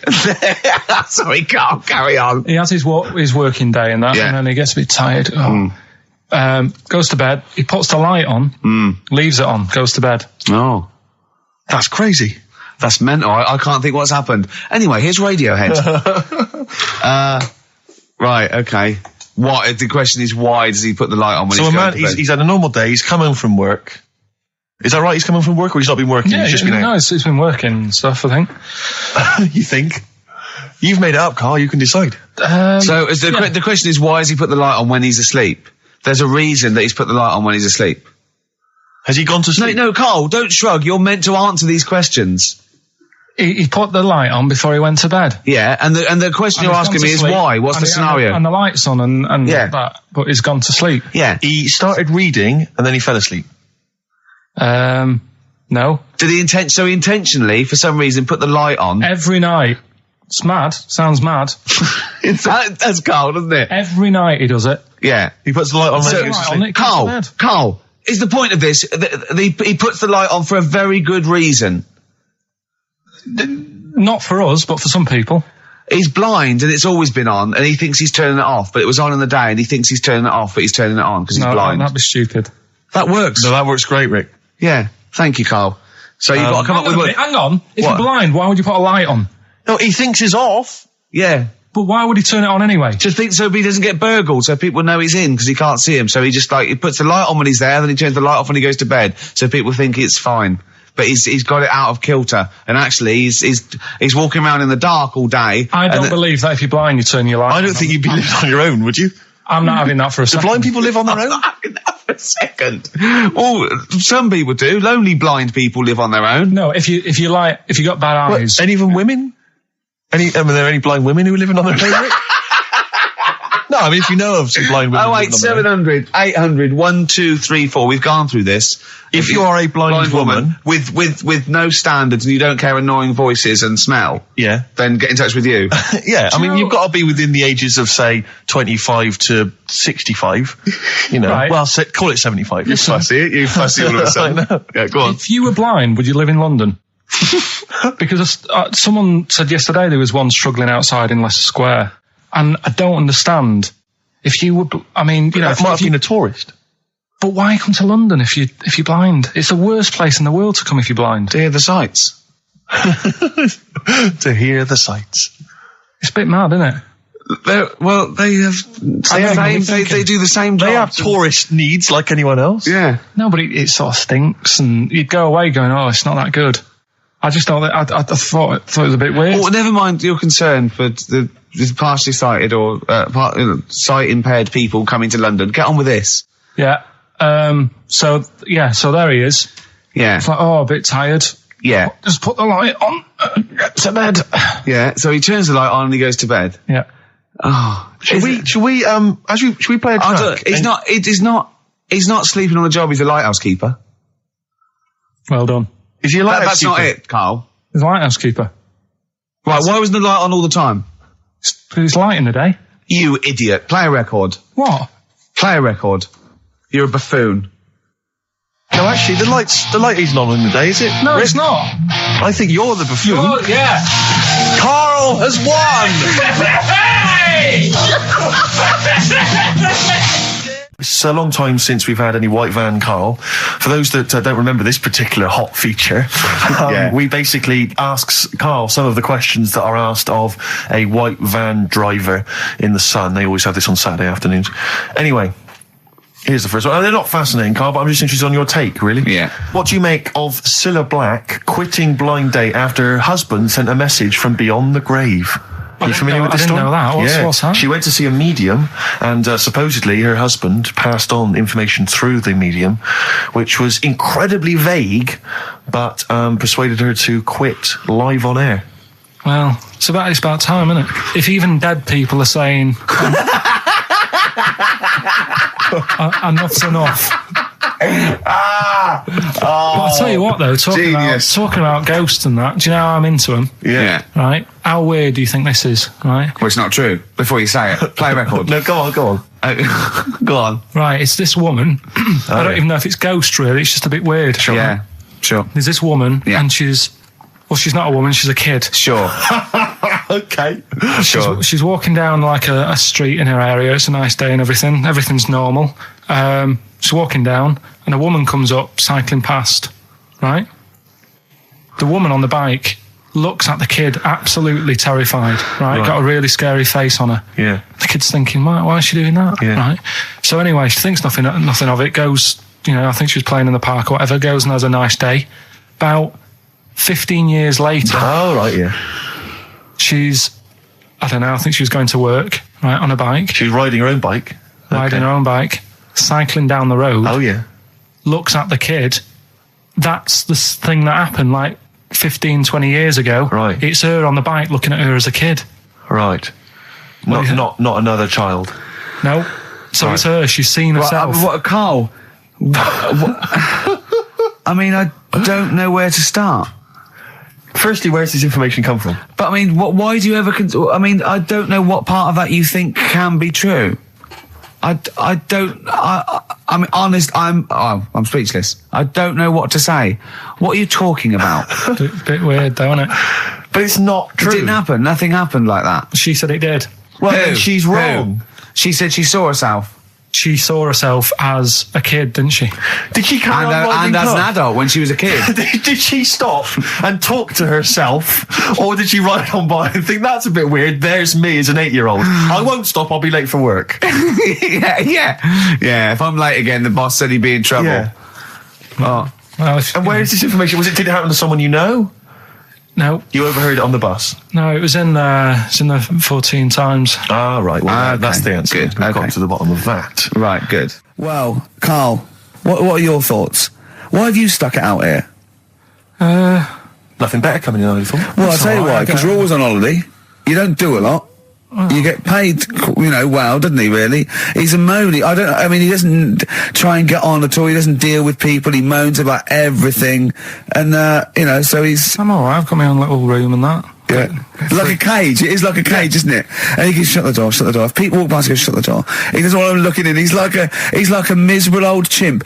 We noticed today how much he's simian, isn't he? He's very strange, actually. We maybe should try and get a picture on the website, because Karl's arms are particularly chimp-like. It's very, very strange. Because he's got that he's got long downy hair. It's and not the like long extended knuckles. Yeah, and his totally round face that sort of the chin goes back and the dome of his cranium. I think, quite seriously, I know we sort of share about 98.5% of our genetic material with bonobos and chimpanzees, but I think he's got a little bit more. Yeah. I honestly think he's a little bit of a throwback. Just his line, they just kept to this sort of really the ugliest one in the cave and the tree, and he really didn't come out of it. I'm not saying you are, I don't think you are. Yeah, you're chimp-like. No, it does annoy me. My hair annoys me on my body and that. Because I've got like hair on my little toes and that. Have you? Then on the legs. See, your little toes, can you pick things up with them? No, it's tried. Okay. Well, that's the finale of this week's show. We're going to see if he can play a record and put the fader up From a tyre, while swinging in a tyre. Just using his hairy toes. Yeah. I've sort of got hair all the way, but then it just runs out where it should be. On the top of your head. Top of your head. And is this part of the reason why you're always uncomfortable about, being nude or around naked people? Is that partly the reason, do you think, because you look so grotesque? Well, when I'm on holiday, I don't really like wandering about without a top on unless, it's a quiet beach or whatever. Sure. So what would you normally wear? I just have like a nice sort of light, summery, sort of linen shirt, maybe, just a few top buttons open. Yeah. But I don't like... The naked body isn't that nice anyway, is it? You know what I mean? Whatever it is, if you're a cat and you're shaved, you don't look that nice. Do you know what I mean? But with I think you'll find a cat is naked even with its fur on.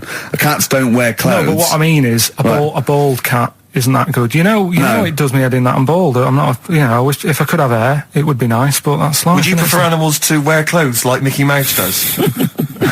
Or Goofy? You know that I don't like nudist and all that. We've done it. But don't you think sometimes you could sort of maybe fancify it a little bit, like if there was such a thing as an ape salon, and there isn't, Carl.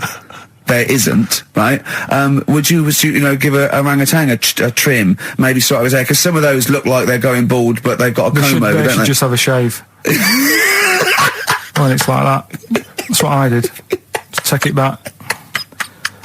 And the underarms as well. Yeah, they've really got a lot of underarm hair. Even the women ones. Really? Yeah. That's disgusting. I know. I don't know. I don't even know why they breed. I don't know how they laid some of those horrible old hairy ginger orangutans.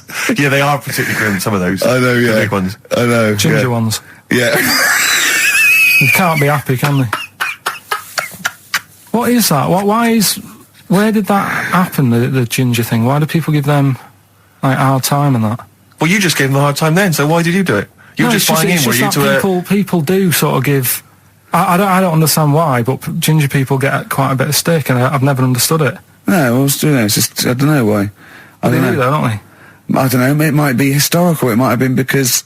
I'm sure they don't everywhere in the world. I'm sure it's probably... Oh, they are. They're always... I've said to you about even, ginger cats, they're always fat, because they're sort of sick of it, probably. Wait. What do you mean? Ginger cats, what do you mean? When you see a ginger cat... They've been eating, because they're upset, they've been bullied. You never see, a thin, happy ginger cat running about. It's always overweight and looking a bit fed up. It's just a good point, isn't it? I wouldn't say it's a good point, Carl. It's a point. So last week, the Chinese don't age well. Now, anything ginger, including cats... Yeah. No, sick of it. No, but I'm just saying... Are you ginger? Would you like to take issue with any of Carl's points? 83 XFM is the text. You can text us. Maybe you've seen a thin ginger cat. I'm not having a go, though. That's what I'm saying. I'm just saying it's weird how people give them a hard time. And it's if I could have hair, I'd go for ginger hair rather than being bald. Really? No. XFM 104.9 of a Saturday. Ricky Gervais with me, Steve Merchant. Hello there. But we're not here. No, we're away. So this is the best of, and I hope you're enjoying it. We certainly are. I woke up this morning, feeling fine. It's not a blues song. And I turned my phone on, and it was from Carl, and it went, "Forget it, I've made my mind up." And I thought, wow, what is that? And I forget it, I've made my mind. I went, "Carl, what is it?" He went, "Oh no, it's about the text I sent you last night." I went, "Well, what was it? I just got this text." He went, I was just wondering, I was thinking last night." He said, "Supposing you had to have your hands removed." Sure. Right? And the doctor said, "Well, you can either have them stay like that with stumps, or I can sew feet there. What would you have?" And I was bleary-eyed, and I went, "The stumps." He went, "Yeah." I went, "All right." He went, "Yeah." And then what was his follow-up text to that? And then I got the text, it was obviously before it, and it went, and it was quite serious. What would you do if surgery not doing your hands? Would you have stumps or the feet? Right? Now the way, when I said he's made his mind up, and I went the stumps, he went, "Yeah." I think secretly he decided on the feet, but was too embarrassed to tell me. There's a little bit of what would you do? Because But why did you think of this? Why did you think of this? Girlfriend's this come away, about? right? Yeah, no, that's not why you start thinking bizarre I'll tell you now, devices. right? I'll let you into my little mind, right? Last night, I had some beans on toast, right? She was away. It's good already. She was away, so you had some beans on toast. She went wild. Yeah. Right? Now, I was stood up. I live on on a high street, right? So I'm washing up. I'm looking out the window. First thing that had my attention is I can look into other people's flats, right? Yeah.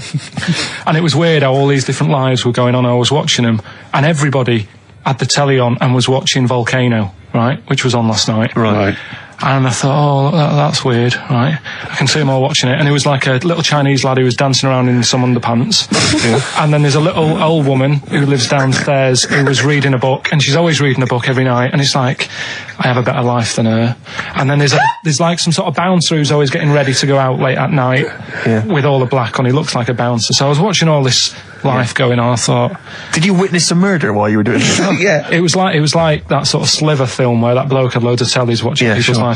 So that was going on in my mind. And then I was washing up and I picked up the plate and I thought, oh, it's amazing, isn't it? The human body, the way you can just sort of, I want to pick that up, and you do. Yes. And the way your hands work, right? Yeah. You've got 5 little digits, but it's just the right amount to do to do what you've got to do, right? So I'm cleaning the plate. Sorry, Carl. Stop. It's just the right amount. Might be one of the most genius things I've ever heard said. I would love David Attenborough to phone you up and say, Carl, how do I word this about the evolution of the mammalian front limb? Just go, we'll just say it's the right amount. But it is. One Of course extra it is. would get in the way. Yeah. And one less would just make it that little bit more tricky when picking up a bit of a slippery dish. Sure, or buying gloves. Yeah. A slippery dish. Couple of emails. Monkey Matt's emailed us. Who? Monkey Matt. Oh, Matty, yeah, go on. Yeah. He says... How's the Monster? He's all right. He says, Carl has missed a cracking headline from The Sport. Hide-and-seek champion found dead in cupboard. I hope it's real. I don't know if it is. I doubt it. Just looking through some of the news stories that Carl did make it into Carl's news roundup. Yeah. Just this one you might be interested in. Headline, woman says partner ran off to become vampire. Yeah. And it says a young mother says her partner has dumped her to become a vampire. Rebecca Roberts from Somerset says Matthew Barrett fell for a blood-worshipping woman in a US cult. The 23-year-old mother says he began shaving all his body hair, dressed in black, and used Rebecca's lipstick to redden his eyes. Rebecca caught him performing weird blood rituals in front of his computer at night, cutting himself to prove commitment. She said, I thought it was just a hobby. Everyone's got a right to one. I was pleased he'd found an interest. Brilliant. This is apparently from The Sun. Apparently he's left. He's gone to America. He's living in this Ohio-based cult. But it's the last bit where she's been asked whether or not, if he came back, would she take him back? Sure. And this is where I wonder if the journalist, you know how journalists are supposed to just report the news, be objective. Yeah. I wonder if maybe the journalist here has maybe had some interference. Made the quote better for them than go on. Because it says, I never thought this would take over his life. Now, if he came back, I'd say fangs, but no fangs. Oh dear! I can't believe. Imagine you're the woman, Rick. Okay. And I've come round. You're the to you. journalist. I'm the journalist, and I've come in and I've said, okay, I read about this. All I have to do is not say that thing. You've come. I understand you're obviously quite upset. Your husband's gone gutted. off. If he came back, would you take him back? Definitely not. Right. What would you say to him then if he came back? Just get lost. Right, but I'm really pissed off with you. Would you perhaps say something a bit more pithy?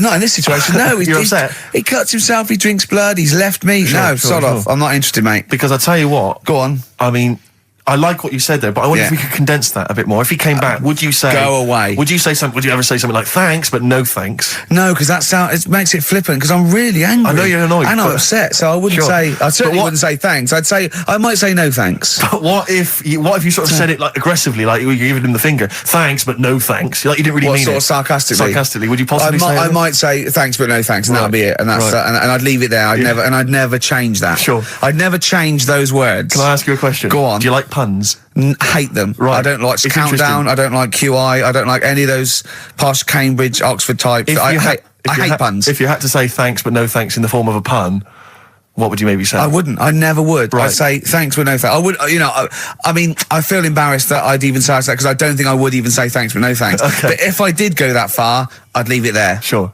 So, have you ever noticed, as I have, go on, the similarity between the word thanks and fangs. Not really. It's very similar. Not Fangs, really. fangs, F-T-H, there's a K. Fangs very much. G. It's A and S. Well, the A, the N and the S, but that's about it. Would you agree it sounds marginally similar? Yeah, sort Is it of. possible you might one day say fangs but no fangs? I wouldn't know. Right. I could put that though, could I? But don't say I said it. Right. I mean, yeah. Fangs but no fangs. Yeah. This is the thing. Just if you ever read an article in The Sun, The Mirror, anything, do not believe it. Really seriously question and query it, because If it ends with fangs, no if fangs. it ends with a pun, almost certainly they never said it. Okay. It's not his fault. Let me have It's Not His Fault. You got to save this. This has got to teach me something. It'll be an interesting story. Right, it's not his fault. This fella, What year? Ages ago? Olden times? I'd say in the 70s. Okay. Would you? Any evidence for that? And, Does he wear flares in the story? Right. Is that your This- reason? no, it's a bit like Yuri Geller, this fella, right? Where yeah. he's electric.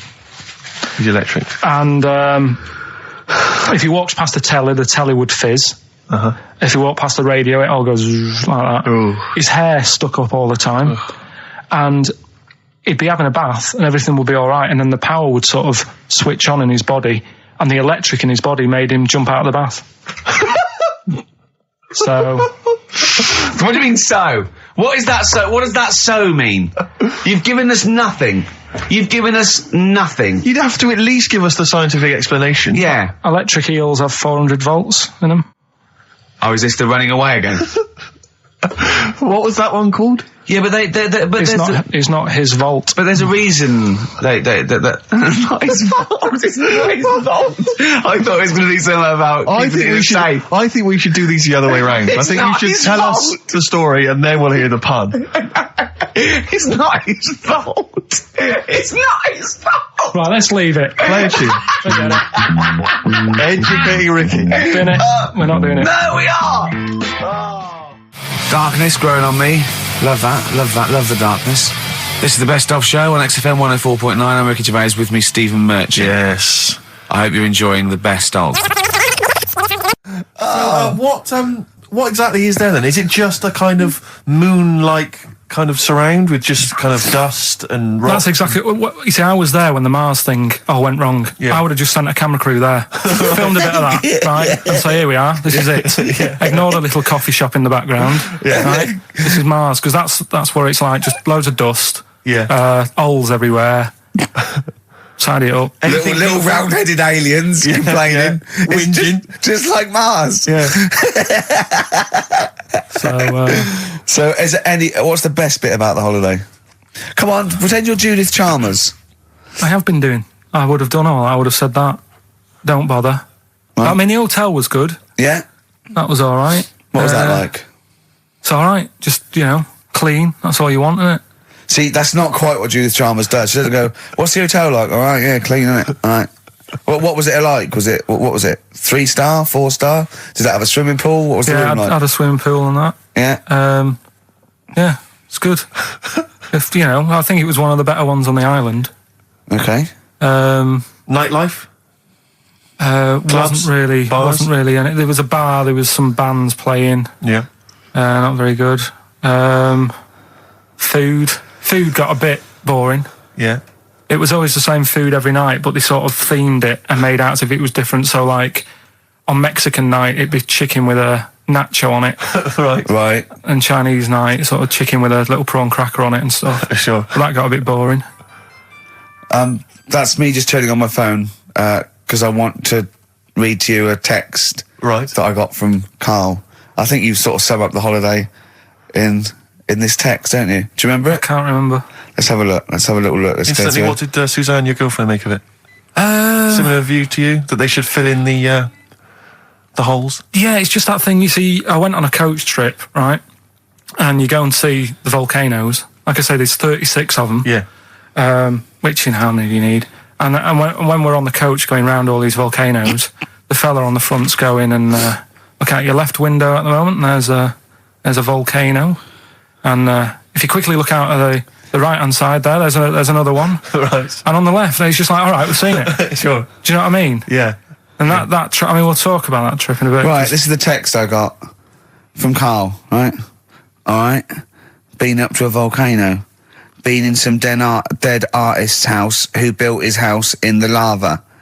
They said they would show me science with volcanoes, but all they did was chuck some water in a hole and it shot up in the air. No dwarves in the canteen, no Scousers here, but there is a Swede woman with a big head.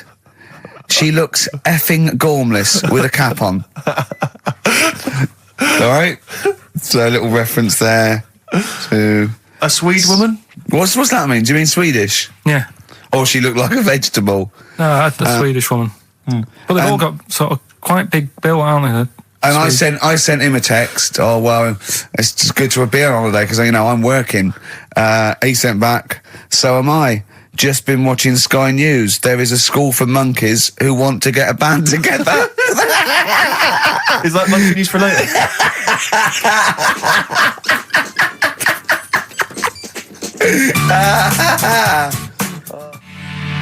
Oh My Corazon by Tim Burgess. I can't get enough of that. I love that chorus on XFM 104.9. Ricky Gervais, Steve Merchant and little Karl Pilkington. But it was a nice holiday. Yeah, it's all right. It's just, I went there to relax and that. Exactly. Did a little bit of that. Trying to think of some new, features and stuff. Sure, always working. 3 holidays a year, Jesus. Oh, not really 3. Oh, two. It's all holidays, really. one big sort of like work thing to me and Steve. 2 holidays, isn't it? Work hard, you need the holidays. So, yeah, the things that annoyed me was like, you get bored, sat around the pool after a couple of days. I'd read my book. Yeah. There wasn't much going on the Not even any crabs to throw sand at, was there? No crabs or anything. They wouldn't bother with Lanzarote, right? So decided to go on a little trip. That's when I saw the volcanoes and that, 36 of them. So we go on the trip, and the thing that annoys me, it does happen every holiday that you go on. If you go on a sort of a package thing, they have these trips, right? And you pay about 40 odd quid, and they give you some wine, so it make it feel like you're getting your money's worth. But how many of these trips have you been on then? Loads. Probably about 12. More holidays than I've had. Go on. So anyway, so you're on the coach, right? And they take you for the volcanoes. They took us in the middle of nowhere. Yeah. Right. There's nothing else round there. Sure. It's like I say, it's like Mars, but with holes in the ground. Yeah. Right. And they sort of drop you off, and they go, right, everybody, see you back here in an hour. There's loads of volcanoes for you to look at, and a coffee shop over there. And for a fact, right, you don't need an hour there. You could just say, well, just keep the engine running because I'll have a look in this hole, we'll get back on, give us 5 minutes. Don't need an hour. Absolutely. But that they've got something going. It's a backhander, definitely. What, with the coffee shop? Definitely, yeah. They go there. And they get everyone to have an ice cream and a coffee, and they sit down, have a fag, talking to the bloke. Yeah, and it's like, cousin. Yeah. How much was the coffee? Was it probably about 3 each euros? So I think it was $3.50. Sure. Yeah. Which is, I don't know what, that's about 2.5 quid. Yeah, they've stitched you up. Well, it's like those people who, those cab drivers that you'll meet at sort of 3 a.m. who've just got a car. Yeah. And just went out with a car. Yeah. And just, I'll pick people up and charge them. Yeah. I got in one once. I said to him, the guy just pulled up. I said, he said, I was in like East London. I'm going back to North London. I said, going to Swiss Cottage. He went, sure, hop in. We set off. He went, do you know the way? I said, well, not really, no. I thought you know the way. You're in a cabbie. He went, no, don't really know the way there. I said, have you got an A to Z? He went, no. I thought, well, if you're going to go out just on the, just winging it as a cab driver, 2 things, take a map and a torch. He didn't have either. He said, well, I'll probably get to Camden. I said, right, I'll direct you from there. Drove on for about 5 minutes, making conversation. About 5 minutes later, he went, do you know the way to Camden? I thought you knew the way to Camden. I don't really know the way. I thought you did. Oh. It was let me out. 4 quid. Exactly. And that's, I don't know who's got that sort of time on their hands that they just think it's 3 a.m. I'm at a loose end. I think I'll go out doing a bit of cabbing. Wow. Yeah. Because your dad was a cabbie, wasn't he? Yeah, he was, yeah. Couldn't stand it, but it's good money. He was he wasn't like a chancer though. What was he doing when he put that little Forrest Gump in a weedy bin? That was part of the cab company thing. They had to do like a charity event once a year, and he did it 1 year. Never asked him again. Tell us the story again. I'd rather not, because Why? Because we got a few sort of complaints about it. Why? Why do you get complaints about it? Because he put a kid in a bin and it's not the thing to do. So, But we could use it as a sort of sobering lesson for people. Yeah, tell it like a, you shouldn't do it. nah, yeah, but that's how I did it last time, but people still didn't like it. All the stuff I tell you, we don't take the mickey out of people on purpose. No. It's real life, innit? And that goes on in life. Yeah. My dad was saying that in hospital, though. Do you know I was in hospital? Yeah. He did some jokes about old people and that. And he said, at the end of the day, if something makes you laugh, it's funny. And if it makes you laugh, you can't help laughing, can you? Do you know what I mean? So, what are you meant to do? And laughing's good for you. Yeah. So, But being laughed at isn't as good for you, is it? No, but there's probably more people laughing at one person. So if you balance it out, there's only one person who's upset and there's a bunch of people laughing. So it's Jesus. Give me an example of that. Give me an example. Well, for instance, Karl Pilkington as he talks and the people listening. yeah. No, give me an example of like, so, I can't because again, that's what I'm saying. I can't tell you the story because there might be someone out there who this person might even be listening and think, I forgot about that and you brought it all back to me. Yeah. So I'd prefer to leave it, but I think people know. Why did he put him in the bin in the first place? Because he was getting out of hand. What was he doing though? You see, I can't explain. You can, don't be silly. I prefer to leave it, honestly. What was he doing? Was he annoying him? He was annoying my dad and the other people in the cab. Right. And he thought, how can I deal with this before it gets too out of hand? Yeah. He pulled over and put the lad in a wheelie bin. I'm going to burst. So we'll leave that. So then I was thinking, imagine like going to the doctors and he's saying, yeah, everything's all right, your heart's good and everything, but... Your art's good? What, your Larry's or... Yeah, your heart, you're in good form and whatever. Sure. Yeah, it's good news. I had Giano in earlier. He's not looking good. Yeah. Fat swallow. But you're all right, but your hands need to come off. Right. Blimey. But That's bad. Like, I get a second opinion initially. But I better good news, I've got a nice pair of feet I can sort you out with. Yeah. And he puts them on, and then I was thinking, right, first of all, washing up, what would that be like? I thought, Steve. that'd be tricky. And then the second thing was, it'd probably ruin the sort of the shape of your jumper. Because you have to keep putting the feet through there. Yeah. And then I thought, but I could still cycle in Okay. to work. You could run in. Well, that's the thing. You'd be really fast. Well, that's what I was thinking. I thought I could still cycle because I could balance, and then I thought, but the only thing is I probably couldn't pull the brakes. Because of the little short things. Yeah. And then, like you, I thought, but then again, you're running in half the time. So that's what was going on in last night. Right. That's what I was thinking about. Did you How have long did this take? Well, how long does it take to wash up? Right. Because I imagine you just being there for like all night. Probably 25 minutes. How long did the little Chinese fella dance for in his pants? He's always doing it. Last night he was at it for like 10 minutes. Yeah. And his girlfriend never sits in the same room as him. She's always sat in the bedroom. She's going, you dance in pants again, I go in next door. Well, she was in the bedroom. She's always in the bedroom, sat on the floor, on the mobile phone. Right. All the time, yeah. It's weird how people's lives are just like, it's like that Groundhog Day thing. It's like, he's jumping about in his underpants. The old woman's sat there reading a book. Yeah. And that's what got me thinking about my life. Do you think she ever Are goes... you sure she's not dead? Every time you look down there, she's just flicking through she's just reading this book. The pages never turn. She never seems to finish it. She never moves from her chair. Are you sure the Chinese Her girl's cats going... are dead around her. I'm going into next door again. That little round-headed the fella's smell. looking in. He's looking in at me. The bouncer goes, "Don't worry, love, I'll go and beat him up." But he's always true. getting ready. That's true. They see you staring at him, washing up, going, "I could have feet here," and they get scared. The old woman's dead. Oh, Carl, dear. can you tell us roughly which neighbourhood you live in, so that we know? It's central. Central, is it? Yeah. Yeah. Wow, imagine if that little... Was he a Chinese fella, did you say? Yeah.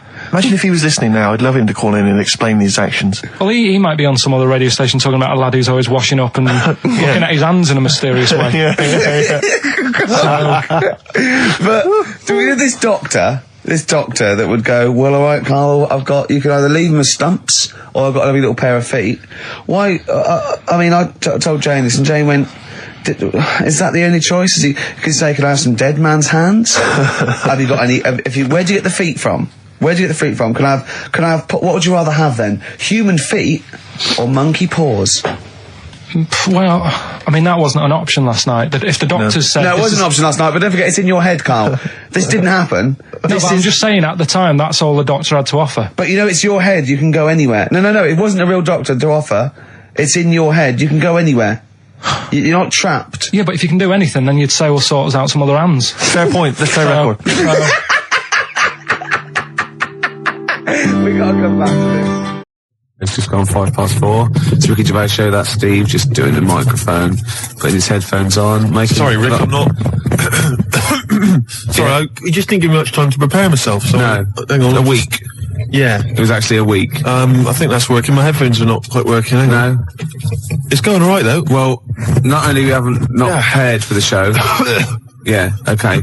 I thought maybe people could phone in and give us some subjects to talk about. 0171 580 2000, or they can fax in 0171 580 1234, and they could get like a discussion going, like, what do you think of that Tour de France nonsense? And we could sort of, no, not that. What do you think about, well, you know, it's their idea, isn't it? 0171 580 2000. Quickly, I mean, really, seriously, just get on the phone now. This is my record of the week. Yeah, go on. Yeah, what is it? Exciting? Yeah, it's Foo Fighters. Right, yeah. Walking After You. I'm looking forward to it. It's quite interesting. I think it's quite interesting, Rick, because, you know, it's a very sensitive song, very beautiful song, and I think it betrays something about you, about the inner Ricky. Yeah. Which I don't think we've ever sort of really tapped into before. No, but I mean, I've got something exciting for you as well. Really? Because maybe you know, you can find love too. Because Petru sent in a piece of paper here from, see there, from Mixmag. Yeah. But it's the, personal ads. Oh no, it's not. It's an ad. It's Select. That's an advert. Whatever, Rick. It doesn't really matter, does it? Realism, it makes all the difference. No, move so on. I don't think I'm just making it up. Come on. Right. Lonely, depressed bi girl needs someone of any age to understand. Right? Any age. Right, yeah. Well, that fits, you know, you're any age. Certainly. Yeah. Ugly freaks preferred. Yeah. Right? Anyone accepted. Well, I'm in there. Well, don't count your Excuse me? chickens. Don't count your chickens. Confidentiality and honesty assured. Yeah, that's fine. Reply guaranteed. Give it to me now. Now, I know what you're thinking. No, Because she said, give it to me now. I know what she said. I know why you're thinking. She's any age, which you fall into nicely. Yep. Ugly freaks preferred. So you're at the top of the list. And anyone accepted. See, but I don't think she realises quite what you look like, because you're not in her framework. Do you know what I mean? So I still think you might be disappointed. No, Gervais, this will work. This will work. Let me see this. Only depressed bi girl. What does that mean, though? Bi girl. What does that? Bisexual. Bisexual? Yeah. Again, I think she means bisexual. Sexuality of any human. Do you know what I mean? Well, all I'm saying, bisexual, Gervais. Do you know what I mean? Am I right? What do you mean? Hey, three. Yeah, hey, three people. What? Three in a bed. You, a bisexual, and an amphibian. Three in a bed, Rick. Hey. Hey? But you won't be one of them. It's not going to happen, is it? No. Nearly 25 past 4. Ricky Gervais show. I'm Ricky Gervais. Gervais, I know we haven't got much in the show today. We've not really thought of anything to talk about. Why did you just give a time check then? Just to fill it up. I know, exactly. Yeah. But like, why? Do you know what I mean? Because the music, sunny out as the well, music isn't it? was playing, right? And you mentioned it's 25 past 4. We'd never do time checks. How is that useful? What are you expecting? Someone's looking at it, they're going to think 25 past 4. Christ, I should be at my mum's house. They haven't played any good records. I can't, they're interesting, but thank God he told me what else. I've got to take that bun out of the oven. Well, exactly. You never know. But you don't want to tell... Or they probably just realised something good starting on telly. Well, exactly what I was going to say. Don't say it's 25 past 4, because who knows? I don't know, maybe the Antiques Roadshow... No, BBC always start things at 25 past, don't they? Yeah. And 5 to. Well, you're a fool, that's what I'm saying. There's no reason for Why do they do that? Why do they do that and not on the hour like ITV? You know where you are with ITV. BBC, 10 past, quarter past. 0171 580 2000. Yeah. Why the BBC? I'm struggling. You are indeed. Well, I'll tell you what I'm going to do. I'm going to quickly go to an ad break, which is good. Yeah. That keeps people pretty fixed. Oh, yeah, they'll be desperate. Yeah. They'll be listening to those But I'll ads. do a little trial. Watch this. But after that, if you can hold out for 40 seconds, we've got the new one from the Manic Street Preachers. You've got to be happy with that. I'm loving it. Gervais, before we do it, Go on. I watched Team Knight Rider yesterday. You did. You've seen it. It's No. it's a new sort of thing. Must be made 10 years later. And it's instead of just the one Knight Rider car, it's a team of them. A fleet of them, Gervais. Team. I think it said teen. No, teen Knight Rider. Yeah, when he was little, he had spots and he was a little bit embarrassed. On like a little sort of scooter. Yeah, and you go to the girls and go, hello. Do you want to, oh. Yeah. Teen Knight Rider. Teen Knight Rider would be That's beautiful. great, isn't it? Yeah. That'd be great. And Kit goes, what are you doing? Nothing. Yeah. I was just, I got him caught in the flies. Get these like kits there, sort of explaining how to shave.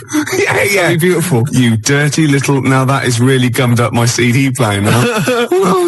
Oh, we'll stop it there, surely. Oh, Teen Knight Rider. Teen Knight Rider. I tell you, if we get on to talking about telly programmes, Gervais, we'll be here all night, Yeah. won't we? Yeah, well, it's about 4 now. That's brilliant. They're disappointed. But listen, Gervais, you know I've always said that when a party's going bad, Yeah. when you end up in the kitchen talking about old kids' TV shows. And singing the theme tunes. Exactly. And you remember Swizzlers. Oh, yeah. And Flying Saucers, yes, we remember And Flying Batwing Jumpers. And everyone starts laughing. Obviously. Batwing Jumpers. Do you not remember Batwing Jumpers? She's retired now. Thanks. Grot Bags. Grot Bags. What was that? That was the Emu.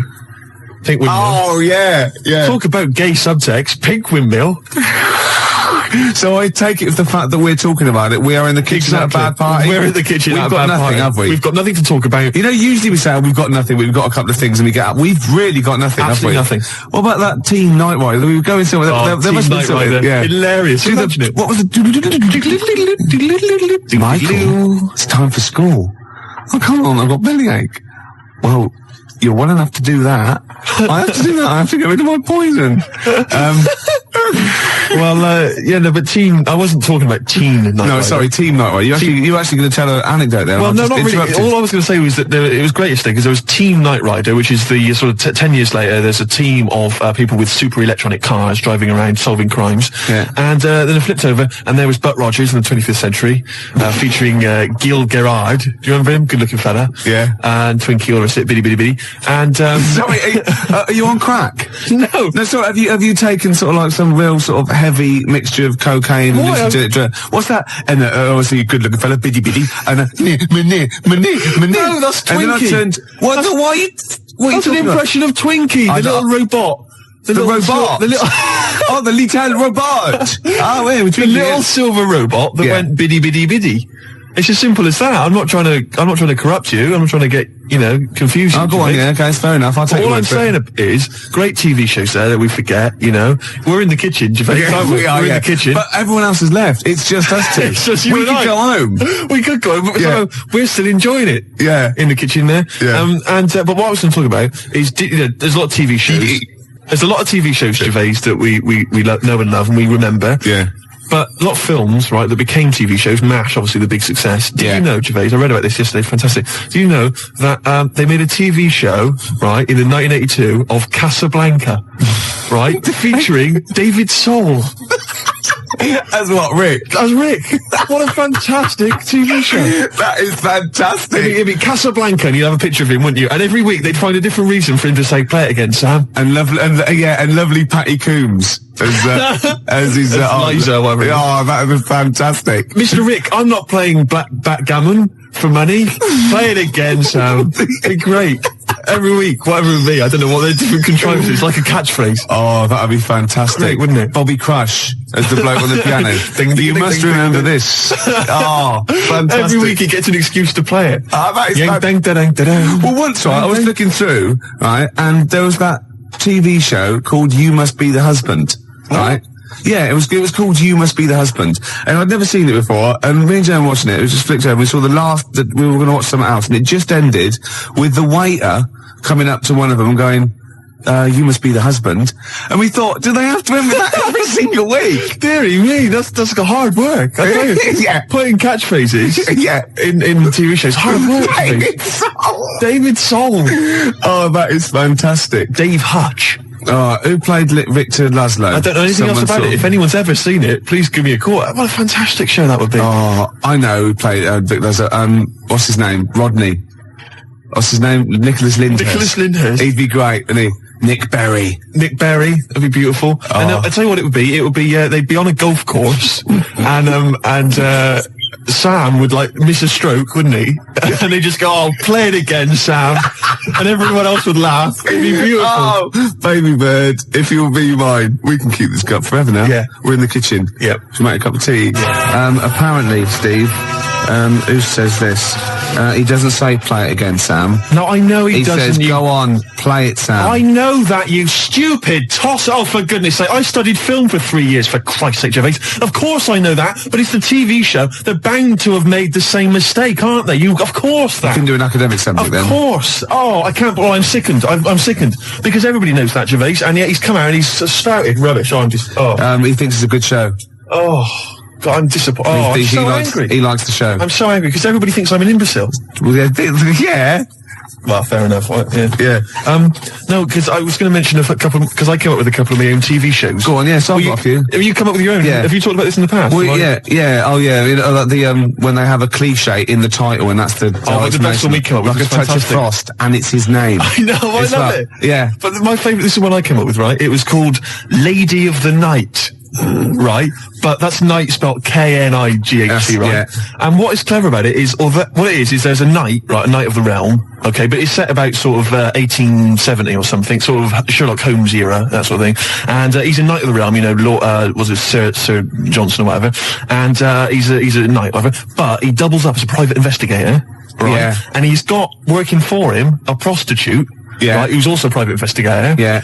And it's called Lady of the Night, you see, and it's double meaning because it's a pun. Because she's a lady of the night, and she's a lady of the night. It's a night. It's fantastic. Brilliant. And they go around, but seriously, they go around investigating like crimes, sort of Whitechapel and stuff, and it's brilliant because you know, obviously she's a prostitute, whatever, and he's a knight, and there's a bit of sexual tension, Gervais, obviously, and obviously got all the Victorian elements and everything, and obviously they can't associate with one another openly in the streets because that would be, you know, he's obviously got to maintain a certain reputation. Yeah. So it's Lady of the Night. And there's all the intrigue and tension. What do you think about that? You thought this through. I thought that through. That is fantastic, using all your technical knowledge and your film study and your... Yeah. I came up with one, starring naughty Samantha Janus as a nun with Diana Rigg as a Mother Superior, and it's called None the Wiser. That's beautiful. And they're naughty.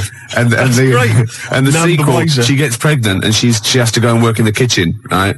And that's called A Nun in the Oven. I was going to say. Yeah. Of course it is. Yeah. Of course it is. Oh, that's beautiful, Gervais. Remember Ray Cooney, that thing in the 80s when all those had those farces on, and basically what he did was substitute the word life for wife. He had Run for Your Wife, right? And wife begins at 40. Beautiful. Doesn't make any sense, does it, grammatically? No. I just thought of one like, I said to Claire a few weeks ago that it would be like a stage play and there'd be loads of people jumping in and out, like, of hospital beds. But in one of the beds, one of the wives, she just wanted to die. Because had no quality, and it's whose wife is it anyway? That'd be good, wouldn't it? That's nice. Yeah, Brian Rick. Oh, that'd be beautiful. I love that. Touch of Frost. It's so clever. And the other one is, loads of lawyers with their wives jumping in and out of bed with just underpants on taking drugs, and it's this wife. That's beautiful. Yeah, that's great. That's a nice touch. So let's have some competitions then. But you know, I've got a whole game show as well, which I could mention. Go on. Do you want me to mention it? Well, should we play Blue Oyster Cult? Their classic song. Can I Don't Fear the Reaper. I've got a game show, right, that I came up with. Yeah. Okay. And it features me, but I think it could be perhaps a vehicle for yourself, Gervais. Yeah. All right. I'm going to tell you. It's called Ricky Gervais Meat Rations. Right. And I like it already. You like it already? Because there's a part in there for me. Yeah. Could I play the Ricky Gervais? Yes. Yes. Fantastic. It was originally called, basically, let me just summarise very briefly. I'm not going to tell you all the games, but it's basically recreating the heady days of the war. Right. Right. That's fantastic. It's beautiful already, isn't it? It's got the nostalgia thing. I've got a game as well. But it was originally going to be called Ricky Gervais Fag Rations. Right. But apparently cigarettes weren't rationed in the war. So it's called Meat Rations now. Excellent. And I'll tell you some great games. My favourite is, what's it called? To Be Perfectly Anne Frank. It's a great game. It really is a great game where you've got to pretend to be Anne Frank and hide from sort of snooping Nazis. Oh, that is fantastic. It's a great game. And there's also, of course, well, let me go into it. There's also Dig for Granny. Good. Well, I'll dig for victory if you like. And what happens? You're scavenging through rubble, right? Can I just say, and if you find these are copyright. Anyone trying to rip me off? I mean, I've got the Penis Puppet Theatre. Yeah. I've got a stake in this, surely. haven't I? certainly. Ricky Gervais Meat Rations. You can have a bit of my Penis Puppet Theatre. That's lovely. Yeah. And I've also got a new game that I'll talk about after yours. It's called Tip the Balance. And it's sort of like a game for 4, and it's like, I'll send it off to Waddington, see what you think. I mean, there's teething problems with it. Well, listen, Gervais, look, let's play Don't Fear the Reaper. Let's play that tune. By Blue Oyster and his cult. It's a classic. Yeah, and then we come back and we try and make some money. Let's make some cash. Well, you've got to be happy with that. Blue Oyster cult, Don't Fear the Reaper. Yeah. So go on then. So what other games are in this, Ricky Gervais's Meat Rations? Well, it starts off, there's the sound of an air raid siren. Yeah, I like it already. And we came up with, start queuing up, Mum, for Ricky Gervais Meat Rations. Excellent. Do I look like sort of Walker out of Dad's Army? Yes. That is fantastic. Now you come in. Yeah. And what it is, the set, right, is kind of like half of it is an old sort of East End pub, and the rest is kind of rubble and debris. And a skyline of ruined, Britain. And what it is you come in, you're fairly sort of sharp and dapper. And, of course, Chaz and Dave provide the music throughout the show. And you know the Dolly Bird that usually comes on? She's the one with, like, curlers with a little scarf on it. That's right. She comes out with those little floral aprons. You've got it. You've got it. Oh, fantastic. And there's a game show. There's a bit in the show called Roll Out the Barrel. Yeah. Don't know what happens in that. Yeah. Roll out the barrel. We could think of something. There's a barrel of fun, sort of thing. Yeah. And there's a dig for victory where you've got like a big pile of rubble, right? And you're digging through it, scavenging for food, canned food. But if you find like relatives or friends, you score extra points. Oh, that is fantastic. And there must be some sort of fun with like gas masks. Yeah. When you can all put them on and dress up as like, I don't know, one of the banana splits. Yeah. That's what could that be? Gas? Who snork? Yeah. Yeah. Well, possibly. So every week there's the real snork. Right. So it's like contestants come on, they put which one snork? Which one snork? Yeah. So you've got three celebrities. Yeah, who's a gas mask and the real snork. That's great. So you've got someone like Ted Malt's son, he pops one on. You got Frank Bruno, and Jilly Cooper. That's it. And they put their mask on and like a little outfit, and then the real snork is there, and you got to ask them questions. Like you get like Bernie Winters and Henry Cooper going, Number three. How long have you been in the banana split? And Jilly Cooper goes, about 6 years ago. I don't know. I think the banana split's been going longer than that. No, I don't think it's number 3. What do you think? And Bernie Winters go, number 1. Number 1. How did you get the job being in banana splits? And it's probably Ted Malt's son going, I answered an advert in the paper. That's not right. They were born. You know what I mean? And there's Chaz and Dave in the corner just going, na na na na na na na na na na na na na, yeah, with the real snorks, and they always the lights go right, and the one stands up and he sits back down again, and then the real snork, and the others all take their mask off, and they go, "Lovely, Julie, what are you doing now?" Well, I'm appearing Puss in Boots down in Brighton. Oh, that'd be fantastic. What? Jilly Cooper? I don't know. What does she do? Oh, she's a novelist. She's a novelist. Oh, yeah. Now appearing in Panto. I'm not letting you book the guest. Oh, God. But wait a minute. What? I mean, I love your idea. Yeah. Who snork. Yeah. It's a bit odd, isn't it? How we started off with a kind of wartime nostalgia show, but now we've sort of featured sort of quite bad 70s animal things. Nothing wrong with the banana splits. But I like that. That's a good game. Yeah, okay. Is that going to be like a special feature? So I'm just going to make a note of it because we've got Dig for Victory, to be perfectly Anne Frank. Yeah, and who's snork? Who's snork? Yeah. Well, I'm full of ideas. I could probably help you on this. Oh, this is great. Well, what other? Maybe we'll come up with some other ideas as we go we've on. still got to tip the balance to go. But can I just say, I did actually once try and pitch this. When I appeared on Blockbusters. Yeah. Well, I obviously met with a producer there, and I said, I got an idea for you. Have we talked about this on air? We talked about me on Blockbusters, but not about my pitching this thing. No, go on. And I said to her, sit down. I said, I've got a great idea. And I tried to bill it with me as the star. She said, who are you? Steve's Meat Rations. She said, why are you in it? I said, I am. Don't worry, I'm the only one who can pull it off. Yeah. And she said, right, go on, what is it? And at that time, I had none of the games. All I had was the title. And she went, I like it, yeah. What are the games? I don't know. She said, oh, if you'd have just said, well, stop me there, love, and just popped a gas mask on and said, who am I? she'd have gone, snork. No, it's not. Oh, we got an ad break, then we got a classic from Blur. It's 5 o'clock. So if you were going to watch that thing that started at 5:02, you missed the first 5 minutes of it. Yeah. So we're doing well with this new game show, aren't we? Yeah, we got a few ideas there. Ricky Gervais's meat rations. Ricky Gervais meat rations. I love that. It's a great idea, isn't it? We came up with another quick game because obviously so far we've got Dig for Victory. Yeah. To be perfectly frank, and Who's Snoring, which is possibly I think the most popular game so far. Yeah. And also we've come up with a new one, haven't we? Puss in Jackboots. Yeah. You get a beauty of the age to come out. Saucy Samantha Janus. Yeah, maybe she comes out and she's got a little moustache on, right, and a peak cap pulled low and Nazi regalia, and you go and you got Bernie Winters and Ted Maltzson and Jilly Cooper going. You're obviously by the warm applause. You're much loved. Yes, I am. Oh God. Show business, and the audience clap. Obviously, yeah. Well done. Yeah, I don't know. You're doing the Nazi accent very well. You an actress? Yes, that is correct. Yeah, it'd be great, wouldn't it? Could you salute in, please? Yeah, that'd be nice. Just do a little Nazi salute. Yeah, little click. That'd be lovely. I thought of a little quick. And what's game. that one? That's called Puss in Jackboots. Puss in Jackboots. Yeah, lovely. I thought of a quick one. It's called Get the Hell Out of Hiroshima. Right, it's against the clock. Anyway, there's that's there as well. And we got any other ideas, Gervais? The Cure love song. Gervais, it's time for the game show everyone's talking about.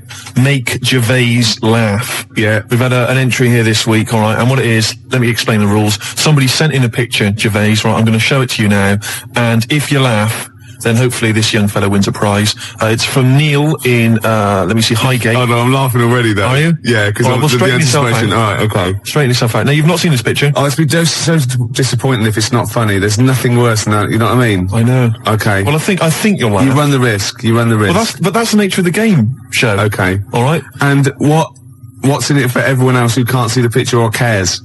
Nothing.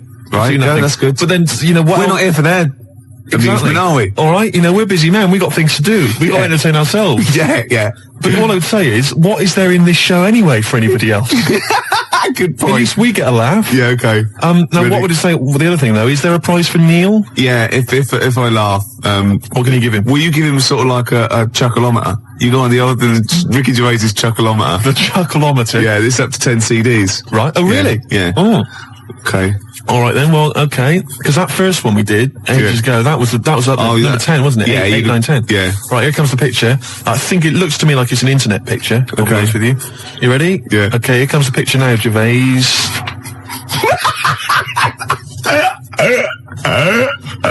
Oh God. Oh, has he done that? No. Now listen. What I'll do is let's play a record, Gervais, and I will.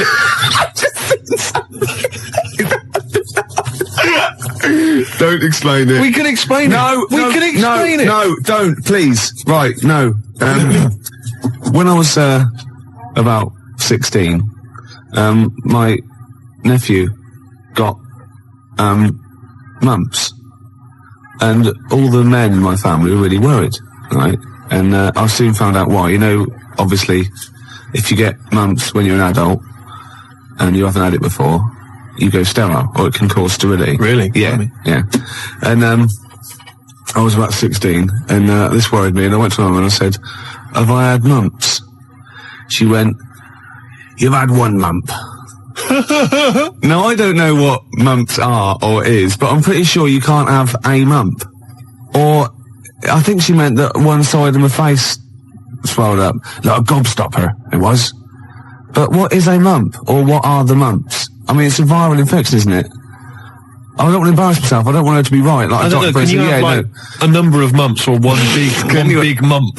What if you had one big mump? Like a hunchback for a while? You're just like, you're mump-backed for a while and just walk around. You're mump-back. Yeah, and you don't remember, because it's always when you're very young. You're mump-back, but yeah, exactly. But apparently I had one mump.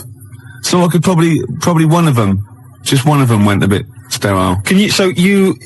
You can become sterile if you have the mumps when you're an adult? Apparently, yeah. Can you, does that, for instance, it doesn't cause, say for instance, an adult had the mumps, right, and then he sort of had sex and he gave birth to a child. His wife gave birth to a child. Yeah. That can't cause any other problems. It can't cause deformity or anything. It's just because it's just my dad had the mumps. I don't know. We should get our facts right, really. If there's a doctor out there, I mean, can mumps cause sterility? How does it do it? I have stories about, my teacher, his mate, had to have them, they swelled up, and he had to put them in cotton wool for about a month. God almighty. Because it can, mumps aren't fun. No, I'm not saying it. I mean, all I can say, maybe you've had mumps and now you're sterile. That could be mumps aren't fun. Yeah. That's like go to work on an egg. Isn't it? Yeah. Who said that? I was having an argument with someone about who said go to work on an egg. Someone said it was that William G. Stewart bloke who... No, it was Faye Weldon. No, it was Salman Rushdie. It was. No, it wasn't. No, hang on. No, maybe it wasn't. It was Faye Weldon. It wasn't Faye Weldon. Right. It was either... Right, let me tell you what it was. It was either that bloke that wrote A Year in Provence, or whatever it was called. Right. 0171 580 2000. Who came up with the slogan, go to work on an egg? It was either the Year in Provence fella. Who's that? I mean, what his name was, I don't know. 0171 580 2000. Who was the Year in Provence? You know that fella who wrote that book, Year in Provence? Everyone read it. Everyone thought it was great. No, his name's Peter something or other. Right, and I think he definitely wrote that. Salman Rushdie came up with something. I think it was the year. See, again, I'm thinking that maybe it was the egg thing. But I would say as well that fella that wrote Year in Provence, he also came up with the, the Fat Willy cartoon series. What a hilarious series of books they are. Not Fat Willy, is it? It was called Fat Willy, wasn't it? What's the one, Where's Willy? That's Where's Wally. Where's Wally? Where's Willy? That'd be pretty straightforward every time, wouldn't it? Well, there's a fella there. There it is. Not where you come from, it wouldn't. Oh. Well, there you go. Well, Peter Mayle is the name of the bloke who wrote Year in Provence. Thanks to Neil. And also, Neil says that Salman Rushdie did Naughty But Nice for the cake commercial. Now, I still don't know who did go to work on an egg. I think it was Faye Weldon. No, it was Peter Mayle. Do you reckon it was? Yes, absolutely. Absolutely. I'm gutted. Yeah. And you very rarely, Jerry from Balham, you very rarely go sterile from mumps, but it is a viral infection, yeah. It's such an informative This programme, exactly, Steve. Yeah. It's like a public service. It really is, isn't it? And we treat things sort of sensibly and maturely, and we give out, the correct information. I'll be honest with it. It's safe for kids to listen to, isn't it? Well, imagine if you were this happens to us all the time. You're in the pub and someone will say, well, is mumps a problem? Is it going to cause infertility? And you're there just saying, Well, I was listening to Ricky Gervais. And... It's very rare. It is a viral infection. And do you know who did go to work on an egg? They went, no. Peter Mayle or Faye Weldon, we're not sure. Possibly Salman Rushdie. No, definitely wasn't Salman Rushdie. That's quite incredible, though, to go from writing Naughty But Nice about cakes to live in a hole for the rest of your life. I used to write when I was at school. Oh, yeah. Now, I didn't watch sort of kids' programmes when I was growing up. I watched sort of crap adult ones. ITV on the telly from 12 midday through to like midnight, and I'd watch all the police series, Police Story, Charlie's Angels, Steve Austin, and Teen Knight Rider, yeah. And I wrote this essay at school, and I just couldn't stop, and I started serialising it, and every time I just kept writing. There was sort of like people were reading it at school, and it was about a cop, a New York cop, who was as hard as, you know what I mean? Yeah. And I worked out what his name was. Now, God, this is how television influences me. Because it was one word name, which is his surname. That was the title of the book, title of the series, and that's what all his friends called him. Right. It was called Jezuk. Jezuk? Yeah. Jezuk. Yeah, I thought it had a Z and a J. Jezuk. Jezuk. Yeah. It does sound so close to like Pillock or Jesse. Yeah. Or Nonce. No, nonce. There's no nonce. Well, do you know what I mean? Cross between sort of Jezuk. like Pillock and Jism. Damn you, Jezuk. Yeah. You're off the case. Give me the badge. Keep the stinking badge. I don't need a badge to be a cop. It was all stuff like that. And he'd first do, yeah. And so he'd look at his gun and go, this is my law. Oh my God, it's Jezuk. How did he find us? Jezuk. Yeah, it was great. There'd be shootouts and everything.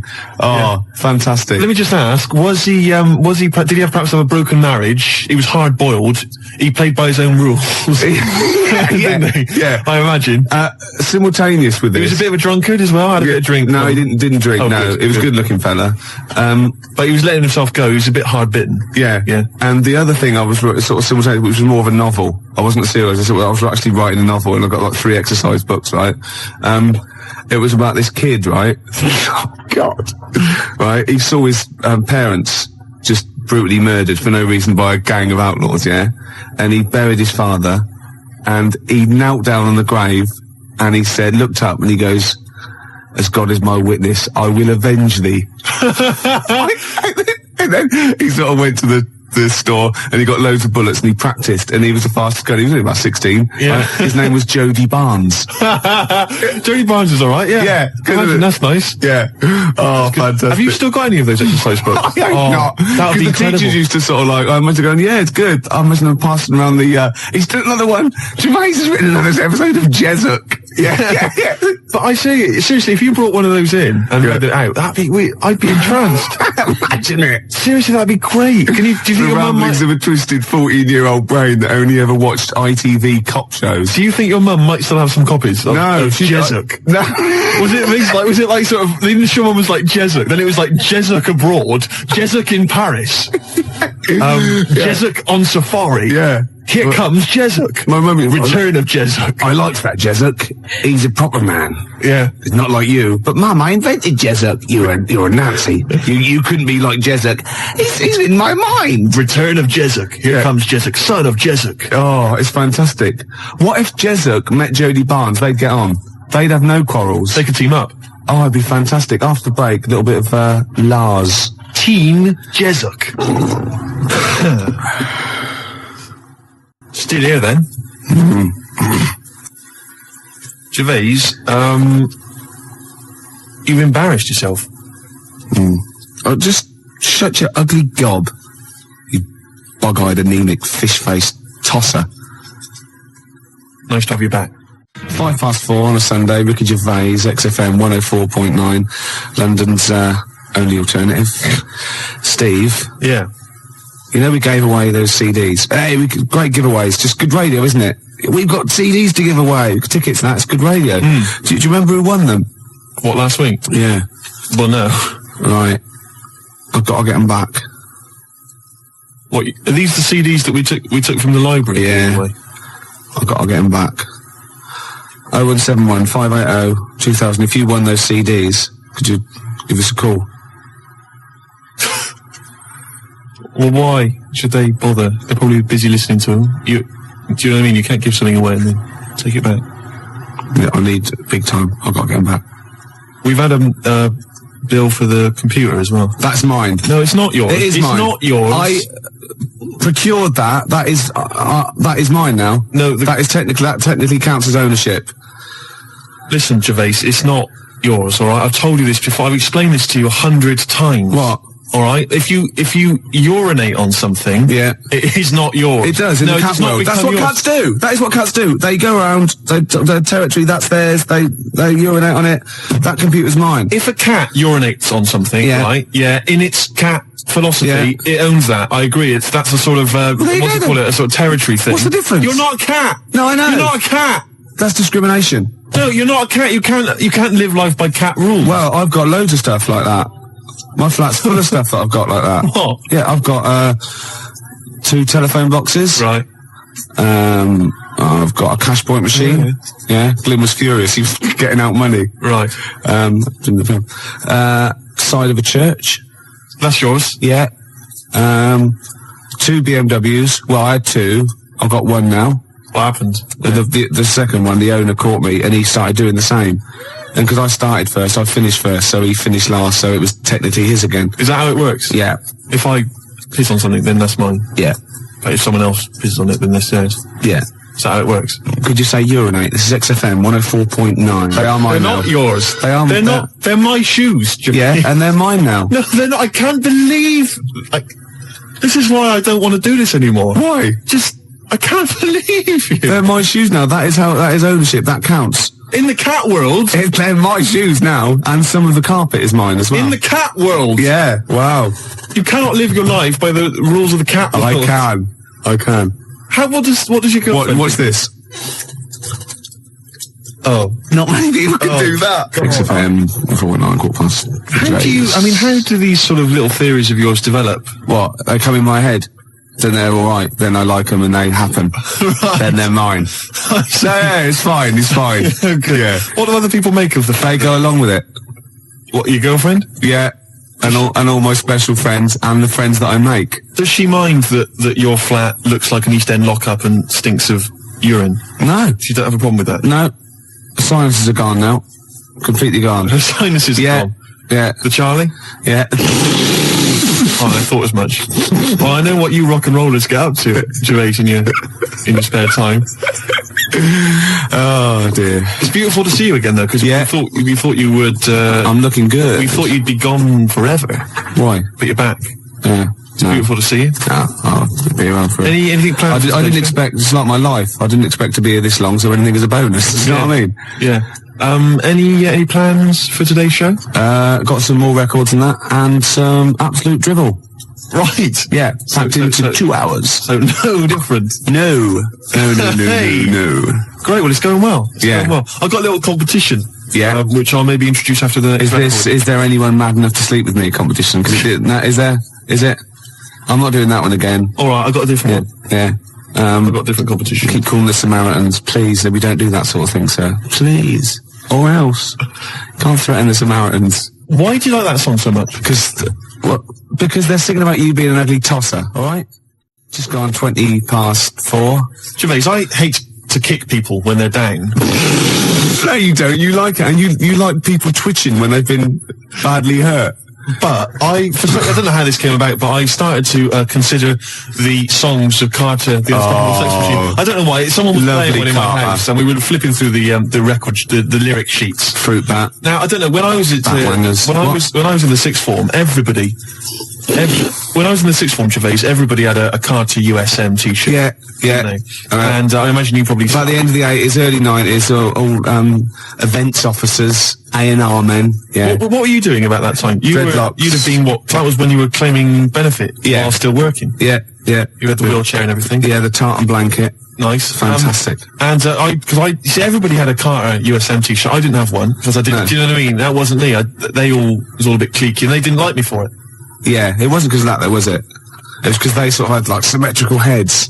They were running in their human packs, weren't they? And just ostracizing you. Go, oh dear. Those start. Yeah. Right. I'm just looking through the lyric sheet. This is from the album 1992, the Love album, right, by Carter. Yeah. Just give you a taste of some of the lyrics. Yeah, go on. Which we thought were so profound in 1990 or whatever. I never did. This is from the track "Look, Mum, No Hands." I should point out that many of the titles of their songs are appalling. There's obviously my favourite, possibly the worst, is "The Road to Domestos." That is the worst name for a song I've ever heard. I mean, what's that supposed to mean? Anyway, check this lyric out. This is one of the worst lyrics. Go on, I'm ready. Go on. He flies through the air with the greatest of ease, that daring young man in the blue dungarees. What the hell does that mean? Oh, is that supposed to be profound? Oh, she flies like a bird in the sky high. That ugly old tart with a sty in her eye. This is quite a nice one. This is clever. This is bloody clever. Go on, what they've done? What's Fruit Bat done here? If we club together, with all the diamonds. Hey, hold on, I'll stop you there. Club. Go on, diamond. That's so far. Oh no, wait. Stop there. Oh, come on. How's it? Go on. If we club together with all the diamonds we've saved, we could look to our hearts and say, hold on, hearts is a suit in the... Oh, go on, clubs, diamonds, hearts. We could look to all our hearts and say, we've got it in spades. What does that mean? Spades. Hold on, what does that sentence mean? If we club together with all the diamonds we've saved, we could look to our hearts and say, we've got it in spades. I don't know what that means. I've no idea, but that's the kind of brilliance. So see what they did there? They got all those... It's incredible. Let me see, there's a good great one here. Could they do it with Signs of the Zodiac? Parts of the body. Here we are. I've been GBH'd and an ABH for a packet of B&H. I've been taken and I've been driven away. My telephone is always ringing and my number is XXX directory. Call 0898 333 talk dirty to me. That is some of the worst lyrics, Gervais, surely, that you've ever heard. Unless you know different. 0171 580 2000. I've been thinking some of my own as well. The worst lyrics you've ever come across. Oh, there's going to be arguments. 0171 580 2000. Or you can fax us 0171 580 1234. And think realistically, because I hate it when you see like the Melody Maker Enemy and they ask one of these pop stars, what's the worst song of all time? And they go, the Birdie song. Or, no, it's not. It's something by Carter or Suede or David Bowie, because they're in that framework. They're potentially, do you know what I mean? Exactly. Don't go for, chirpy, chirpy, cheap, cheap. Go for something like that, because that is disgusting. Let me just tell you, this is my final one before we go away, which is, yes, sorry, boy, there's nothing worth living for, but it really ain't worth dying for, so just say 3 Hail Jesus and Mary chains. Early in the morning, I put breakfast at your table. Make sure that your coffee has a sugar and cream. Your eggs are over easy. It's sort of like a breakfast song. I can't remember it, because I'm not your superwoman. Doom, doom, doom, doom. Yeah. This is, I've never heard this. There's one great bit as well. He goes, now you say your juice is sour. It used to be so sweet, and I can't help but wondering if you're talking about me. Isn't that great? Oh, sorry, look, this juice is a bit sour. It used to be so sweet. Oh, fine, I'll change it. No, let me explain. This juice, yeah, it's sour. It used to be sweet. Well, it's thought we've always had. No, you're not listening. You're not listening. I think you're an ugly pig. I want to leave you. So I mean, he didn't state it.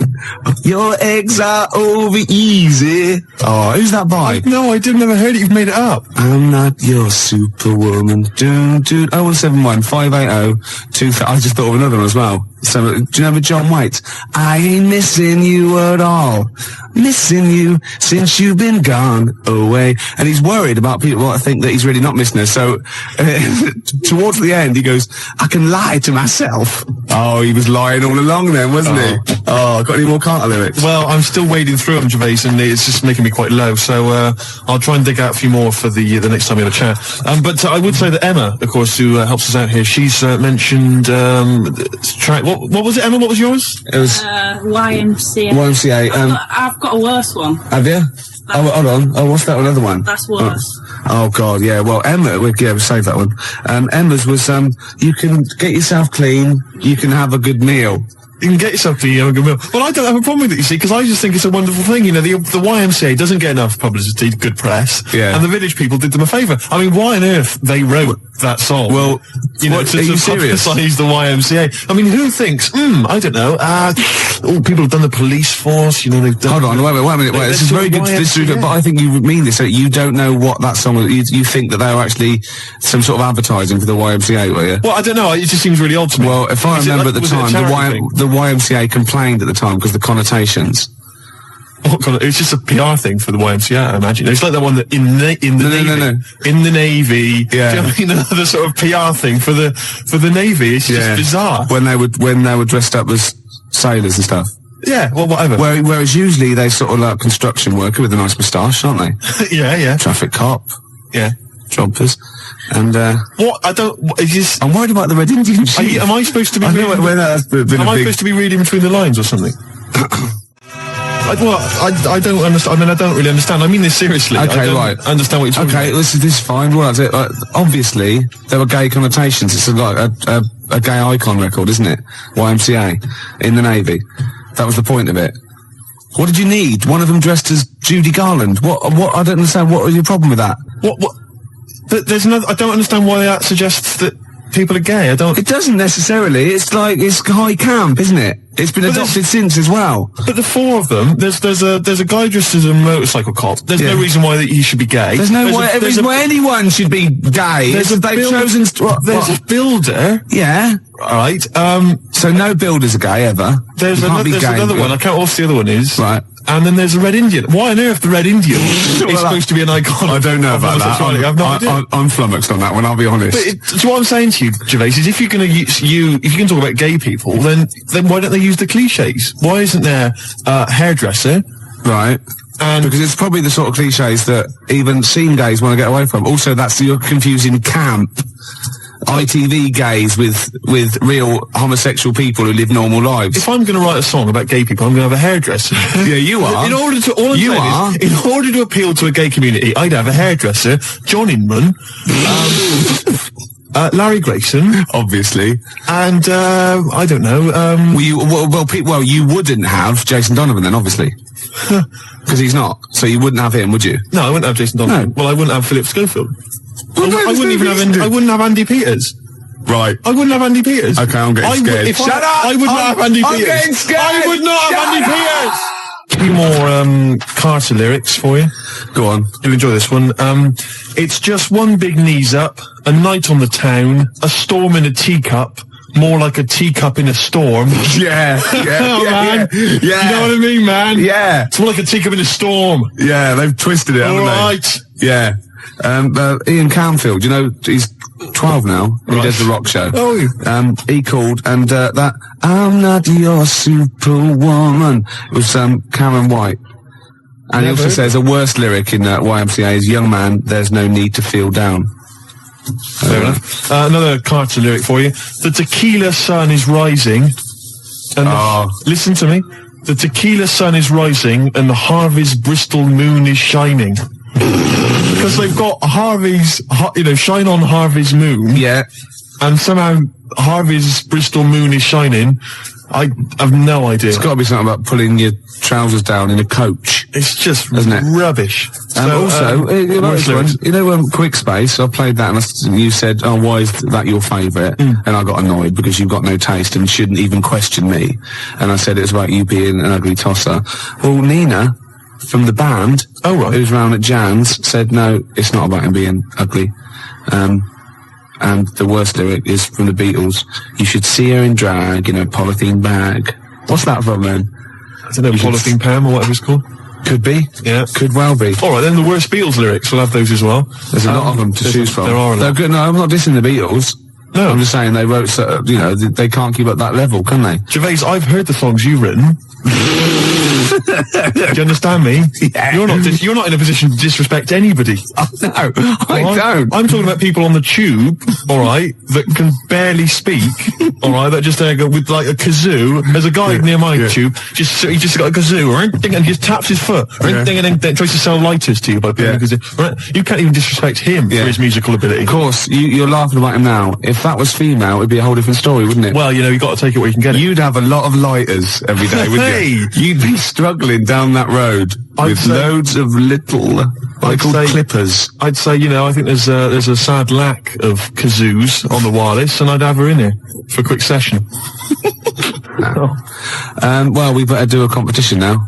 Okay, yeah, well, we've got these two pairs of pulp tickets? So you no idea, have you? I've no idea. You just want to, we've got there. Oh, can I do this bit? You don't know what you're doing, do you? It's never stopped me, no. Well, exactly. I wasn't going to mention it. No.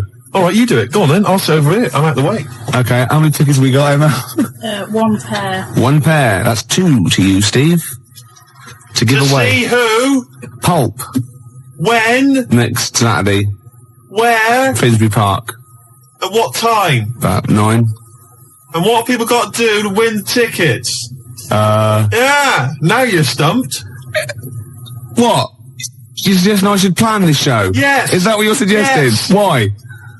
All right, now listen, I think we should just give people an added reason to phone in with their worst lyrics ever. They can win this pair of pulp tickets. Yeah. And then if we get bored with that in, say, about 10 minutes' time, we'll come up with another reason. If it'd take 10 minutes for us to get bored. I'll be surprised if we actually bother. Yeah. Yeah? Yeah. Got an ad break, and then I've got a pulp song lined up. Before you do that... Oh, we should tell them what the competition is, shouldn't we? I just did. What was it? I wasn't listening. I wasn't listening. I really do turn off when you talk. Emma, what was the competition? I'm not sure I wasn't listening. 01715802000. Any ideas what the competition was? What was the competition? I love the fact that in pole position in positions 1 and 2 of his favourite films of all time is The Elephant Man and Kes. Yeah. That's brilliant. Yeah. Go on. All right. Am I leaving the mics open a bit when this is going out? or what? Yeah, let's have a listen. Yeah. All right. So don't talk then, right? Just put that hot dog down, Rick. And this is the bit in Kes where it's the teacher and he gets up and he has to Glover. talk. What's his name? Is it Brian Glover? No, it's What's the other teacher. The other one. Anyway. All right, go on. All right. So here we go. Things that had actually happened. I've got yeah. another one. What about you, Casper? Casper! All right. All right? All right. You haven't been listening to a word I've said, have you? Yeah, I heard some of it. Yeah, you Some of it? just. Stand up. Always somebody, isn't there? Right, now you're going to tell us a story about yourself. What sort of story? I want you to think of an incident that happened to you sometime in the past that is true and that you think will interest the rest of the class. All right? All right. What about I work on a radio show at the weekend. Well, are you going to tell us about it? I'll just do. It's 2 hours, and it's with Ricky Gervais and Stephen Merchant, and just sort of play music and tell stories and stuff. What kind of stories? Well, whatever. Like last week, it was science. We were talking about this lad who was growing a knob on his arm. So it's weird. It's tricky, sir, because like with Ricky, he gets bored quick and he won't listen to the stories, and he'll start squeezing my head. All right. I'm not interested in what he does. That isn't normal, is it, sir? That. I mean, it sure is a bit gay. Is he?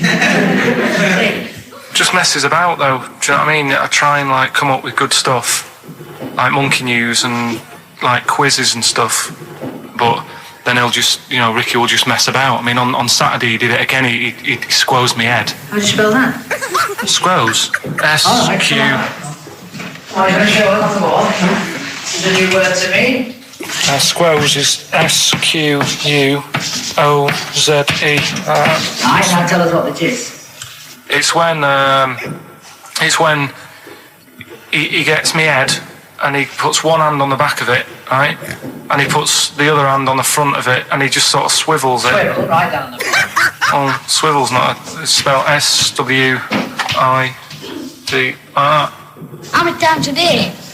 How many times a day does he swells it? It depends what time he gets in. If he gets in about 12:30, he could get a good 3 in. But I think, I don't really want to talk about. Don't you? Well done, Billy. Big round of applause. That is the effort. Yeah. Wow. That's the best thing you've ever done, Carl. Tell you a job I don't like. What? I wouldn't want to be doing. The woman, there's a little woman who sits in the little snack stall on Finchley Road. Yeah. And I don't know how to describe it really. She is surrounded by snacks. She can't move for snacks. It's Does like it look like American Beauty, but with different... not dissimilar to that. Yeah. It's a little hut on the station, and it's like if you go to the seaside, you can put your head through one of those cardboard cutouts, and it looks like you're a big fat person, whatever, and you can have your photo taken. It's like an equivalent of that, but it's just snacks everywhere. She's got bananas up to her chin. She's got chocolate coming down to her eyes, crisps either side of her. She can't move. She can't do 360 degrees. She's like packed in there. I don't know how she gets in there. I think they put her in there first, and pour in the bananas. Yeah. And then they go pour in the nuts. She has 2 hours of makeup before they open. Exactly, yeah. Dressing her in there. Because I'll ask for something from the fridge, and she cannot turn her head to see. She has to go by feel alone, just to feel the fridge and get stuff out and pass it. And often I'll say, that's not what I wanted, but she can't. You've got to let her off. It's extraordinary. Dear. But there's no music playing. Does she have There's to nothing. sell her way out of it? Exactly. If it's a slow day, she's stuck there till the next day. Yeah, it's like a world-breaking attempt. Yeah. Carl, what job wouldn't you want to do? Well, any job. You're a lazy... You're joking, aren't you? I've done loads of stuff. I'm quite happy now doing what I'm doing. Yeah? You look happy. Trying to think. You sound happy. Yeah, I mean, calm down. You on drugs? I'm all right. Are you on happy E? before England have won and that. I'm What? happy for them. Yeah, go on, happy for I'm them. happy in that. Yeah, what do you mean happy for them? We are England. Happy for us. Yeah. I mean, we didn't play. I did very little towards it. No. It was mainly Johnny Wilkinson. Yeah, I and the barely other- contributed. Switching on the TV was about as much as I did. Exactly. And shouting, "Come on!" Yeah. Talking about jobs and that, though, I was reading the other day about, like, rubbish jobs that people have had and I stuff. haven't got time when I'm at work, man. I just get on with it. I'm not squiddly diddly. Fingers in pies, different jobs. Go on. Do you know Ivor the Terrible? Ivan. He, His Russian. Yeah, that was the Welsh fella who was bloody awful, but not as bad as his Russian cousin, Ivan. Go on. he had a fella doing some work for him, right? This fella built his house. After it was done, right, the terrible fella was like, Fella Ivan. he was going, "Oh, it's brilliant, you've done a good job there. Yeah. I don't want you to build another one like that." Took his eyes out. Just stopped him making an house like that. Another Yeah. one. Blimey. That's bad, isn't it? Why didn't he take away his trowel? Then he could have seen, but he couldn't have built a house without a trowel. You can't build a house without a trowel. Yeah. Makes you I think, suppose he probably later thought that once he'd been nicknamed Ivan the Terrible. Yeah. He Go, thought, why? Because you I- gouge people's eyes out. Yeah, but I didn't want to build another house. I know, but Take his trowel away. What would I have been then? Ivan the crafty at most. exactly, yeah. Ivan the jealous, Ivan the spoilt brat. But Yeah. Ivan, the gouge someone's Terrible eyes. is That bad. is bloody terrible. I'm surprised you're not called Ivan the. Do you know what I mean? Yeah, you're going to go down in history like with Vlad the Impaler. Yeah. He's mainly remembered for impaling people. Yeah, he did a lot of other stuff. Did a load of great charity But work he did. It's the not impaling remembered. is the thing that's really Yeah. gone down in history. When were you reading about Ivan the Terrible? No, it's just or little Ivor stories. the Terrible is the thing you remembered from this informative article. No, it was just little bits like that. Talking about him, there was a thing about someone who worked for that fella who painted the ceiling. Sistine Chapel. Yeah, Okay. there was a thing. A woman who worked for him in his house, and I love how you assimilate information when it's just bordering on the academic, or just the interesting and true. It's wonderful. Ivor the Terrible gouged someone's eyes out 'cause built him an house. That fella who painted that ceiling had a woman work for him. Imagine if you wrote that down in an essay. Imagine if you wrote that in a school essay. Well, you'd probably end up with not getting a grade or...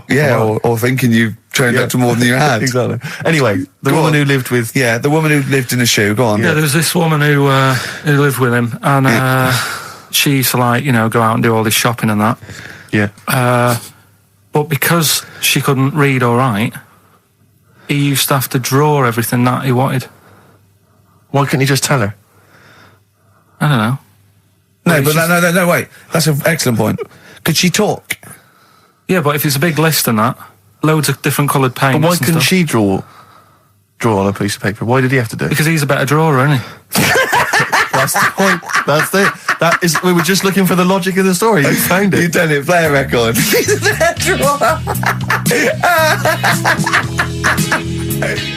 What's the best job you've ever had still, Carl? Talk about occupations. It is still Paper round. Is it still the paper round? Yeah. That's ridiculous. No, it was good though. If you look at it, what I liked about it, you're your own boss. No, you're not. You're not your own boss. No, the guy The who runs news the news agent is your boss. All right. But then once you get out and you've got your papers and that, you're on your Do own. what you want can as long think as you about deliver the stuff. papers exactly to the places he said you are in the time he said. Yeah. It's and I did. freedom, isn't it? Any jobs you wouldn't do? Go I've just thought of one that you wouldn't do on. with your sort of mild homophobia. Well, I'm not. Proctologist. What's that? Basically sticking your finger at other people's arses. Right, well, no, I wouldn't do that, no. Why have you got to do that? What do you mean, why have you got to do Well, why that? does anyone need that doing? Because they got to look if they've got an arseache or something.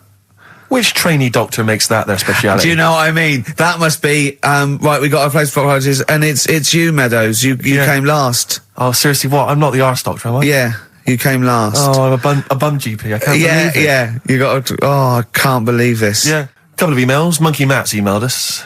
Who? Monkey Matt. Oh, Matty, yeah, go on. Yeah. He says... How's the Monster? He's all right. He says, Carl has missed a cracking headline from the Sport. Hide-and-seek champion found dead in cupboard. I hope it's real. I don't know if it is. I doubt it. Just looking through some of the news stories that Carl did make it into Carl's news roundup. Yeah. Just this one you might be interested in. Headline, woman says partner ran off to become vampire. Yeah. And it says a young mother says her partner has dumped her to become a vampire. Rebecca Roberts from Somerset says Matthew Barrett fell for a blood-worshipping woman in a US cult. The 23-year-old mother says he began shaving all his body hair, dressed in black, and used Rebecca's lipstick to redden his eyes. Rebecca caught him performing weird blood rituals in front of his computer at night, cutting himself to prove commitment. She said, I thought it was just a hobby. Everyone's got a right to one. I was pleased he'd found an interest. Brilliant. This is apparently from The Sun. Apparently he's left. He's gone to America. He's living in this Ohio-based cult. But it's the last bit where she's been asked whether or not, if he came back, would she take him back? Sure. And this is where I wonder if the journalist, you know how journalists are supposed to just report the news, be objective. Yeah. I wonder if maybe the journalist here has maybe had some interference. Made the quote better for them than go on. Because it says, I never thought this would take over his life. Now, if he came back, I'd say fangs, but no fangs. Oh dear! I can't believe. Imagine you're the woman, Rick. Okay. And I've come round. You're the to you. journalist. I'm the journalist, and I've come in and I've said, okay, I read about this. All I have to do is not say that thing. You've come. I understand you're obviously quite upset. Your husband's gone gutted. off. If he came back, would you take him back? Definitely not. Right. Really, What would you say to him then if he came just back? get lost. Right, but I'm really pissed off with you. Would you perhaps say something a bit more pithy? Not in this situation. No, You're upset? He cuts himself. He drinks blood. He's left me. Sure, Sod off. I'm not interested, mate. Because I tell you what. Go on. I mean, I like what you said there, but I wonder if we could condense that a bit more. If he came back, would you say... Go away. Would you say something? Would you ever say something like, thanks, but no thanks? No, because it makes it flippant, because I'm really angry. I know you're annoyed. And I'm upset, so I wouldn't say... I certainly wouldn't say thanks. I might say no thanks. But what if you sort of said it like aggressively, like you're giving him the finger, thanks, but no thanks? Like you didn't really mean sort it. of sarcastically? Sarcastically, would you possibly say that? I might say thanks, but no thanks, and that'll be it. And that's and I'd leave it there. I'd never change that. Sure. I'd never change those words. Can I ask you a question? Go on. Do you like puns? Hate them. Right. I don't like It's Countdown. interesting. I don't like QI. I don't like any of those posh Cambridge, Oxford types. I hate puns. If you had to say thanks, but no thanks in the form of a pun, what would you maybe say? I wouldn't. I never would. Right. I'd say thanks, but no thanks. I would. I mean, I feel embarrassed that I'd even say that because I don't think I would even say thanks, but no thanks. Okay. But if I did go that far, I'd leave it there. Sure. So, have you ever noticed, as I have, go on, the similarity between the word thanks and fangs? Not really. It's very similar. Not Thanks, really. fangs, F-T-H, there's a K. Fangs very much. G, it's A and S. Well, the A, the N and the S, but that's about it. Would you agree it sounds marginally similar? Yeah, Is it possible you might one day say fangs, but no fangs? I wouldn't know. Right. I could put that though, could I? But don't say I said it. Right. I mean, yeah. Fangs, but no fangs. Yeah. This is the thing. Just, if you ever read an article in The Sun, The Mirror, anything, do not believe it. Really seriously question and query it, because... If it ends with fangs, no fangs. If it ends with a pun, almost certainly they never said it. Yeah. Just like, for example, that's why your balls are on the outside. Because the cells have to be a certain temperature to survive. I don't know if it's the sperm or Sertoli cells, but they have to be a couple of degrees below body temperature. Otherwise, they'd be in a nice cage and we wouldn't get kicked in the nads. What do you mean? That's why your testicles are on the outside of your body. They have to be a couple of degrees below body temperature. Yeah, but it's not... That isn't why they're there. You see, this is like the chat we had last week about the giraffe having a long neck. What do you mean? They're there because that's where they happen to be. They didn't go, right... Well, that's what evolution is. It's a selection process. It's not a will. The balls didn't say, look, I'm too hot, let's get us outside. Let's get outside of here. All right, hang on a minute then. What? So a little man monkey, right? Theirs are in the same place as ours. Yeah. But they're walking around naked, so it could be anywhere. They could be like on the back. It doesn't matter where they are. They call it. Well, they could be on the back, yeah. So why aren't they? This is a completely different. Steve, You started it. I wash my hands of the whole affair. and we're not only back to balls, but we're back to monkey balls. Yes. In one thing from about parasites, we're back to monkey ball news. Yeah. How do we get back to chimp testicle news? All right then. So this worm's in a fish. Yeah. It's like a little platyhelminth. I think it's some sort of. But what I mean is, why are they about? What do you mean? They Why? evolved But why haven't they died out? because they're very successful. Yeah. What do you mean? Yeah. What do you mean? Yeah. Well, tell me the brain event that made you say yeah in that 1 second gap. Because in a way I don't get it, and if I think about it too much, it hurts a bit. Oh. They've just been around for years, Carl. Yeah. Like Cliff Richard or something like that. Go on. Talking about this the other day. What was it now? Listen, a fella. Play a No, listen. record. Do you want, let's just, all right. All right, no, I'll come on. play All it. right, he's got it now. Go on. This fella goes Yeah. to the doctors, Yeah. right? Oh, right, okay. Right, if this is in any way apocryphal, stupid, illogical, impossible, right, you are never, ever speaking again on radio. So make sure this is at least possible. I'll tell you what, I'll even give you improbable, but possible. So if anything that breaks the laws of the universe or logic, okay, that's all you have to avoid. On you go. Right, so this fella, right, he goes to the doctors because he's got earache. Right. Okay, if a chimp's living in his brain, that he go on. So he's got earache, he's sat in the waiting room and his ears all bunged up and it's hurting a lot and what have you. So the doctor comes out and he goes, right? And because his ear's all bunged up, he doesn't hear it that well, right? So he thinks it must have been me, right? So he wanders in. Keep going. Anyway, I'm going to hate this. I can just feel it in my bones. Steve, I'm going to let you take over. Okay, Let's hear it. Come So on. the doctor says, sit yourself down there, right? So he sits himself down. He goes, right, take your pants off, right? So he's thinking that's a bit odd. Anyway, he heard that though. he apparently he took his tackle off. The doctor did some operation. What, there in the waiting room? No, in his office. In his office, yeah. What? Wait. So he removed what? His genitals. Yeah, In his office. Why, Carl? because he hadn't called him in. Oh, he'd calling the bloke who wanted his testicles taken off, and he didn't hear it. What? So the doctor went out and said, Mr. Jones, who's here to whip off your cock and balls just here and now, right? Bloke comes in, didn't it? It must have been me. So the bloke who wanted his balls taken off didn't say, I think he said me. So he didn't interrupt then. So the bloke goes in, he starts taking his testicles off, and he doesn't say, I'm here for me ears. I'm Ricky Gervais, with me Steve Merchant. Over there, Karl Pilkington. The man who believes anything. I think it might be a condition due to his little round head. It's sort of like, it might be a new condition that we can call cranial spherity, and because it presses on his lobes, and the only sort of upshot of that is he's normal in every way, but he believes everything he reads or sees on Anna Nova. All right. Talking of which, Rick, I don't really follow the news. No. It's mainly boring, isn't it? Wars and stuff. Yeah. But I don't know. Well, yeah. Well, it is a war. It's all this nonsense before and after. When it's a war, it's it's in the middle of the war. You can watch it on telly. True. You get results. True. You know what I mean? Like, do you know what I mean? Yeah. Like a test match or something. But it's all this rubbish before and after. It drags on. This recent war seemed, I thought, just generally, it was better presented than the previous one. Because I remember the first Gulf War, it was often during the night, and I couldn't stay up. Yeah, because I think the American had rights to it, like the Tyson fight. So we had to get it at 2 a.m, Exactly. which is annoying. They had it, their prime time and that. Yeah, and a lot of it was in black and white, as when the bombs went in. When the bombs going in. So this time there seemed to be a lot more colourful stuff. Yeah, it's much better coverage. I think there should win awards. Yeah, well, I'd like to for see it. awards, So, yeah. like Channel 4 won for cricket. Yeah, I mean, a few times as well, I was quite pleased to see they actually had footage of the bombs exploding. Yeah. No, good. Well done. Generally, good on you. Well done. Good on you.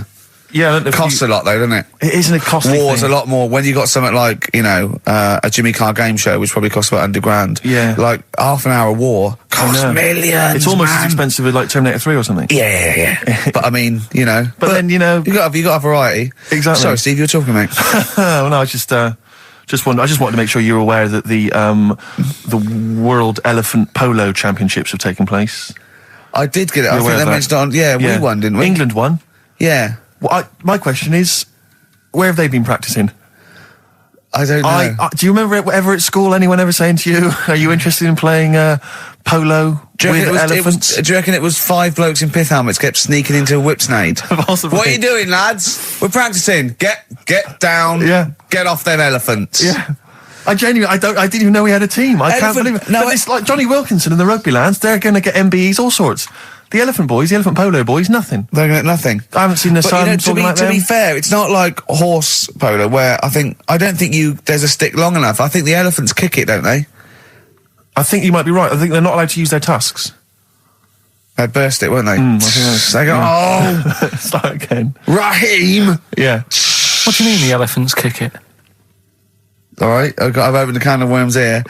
You know, normal polo on a horse, they have like... yeah, stick and mallets. that. Yeah, they whack them, right? But I think it's obviously they're too high up. I think I might be wrong, but I'm pretty sure they just train the elephant to kick it. So it's like- why are people something about? Why not just let them have a kick about without... Imagine that!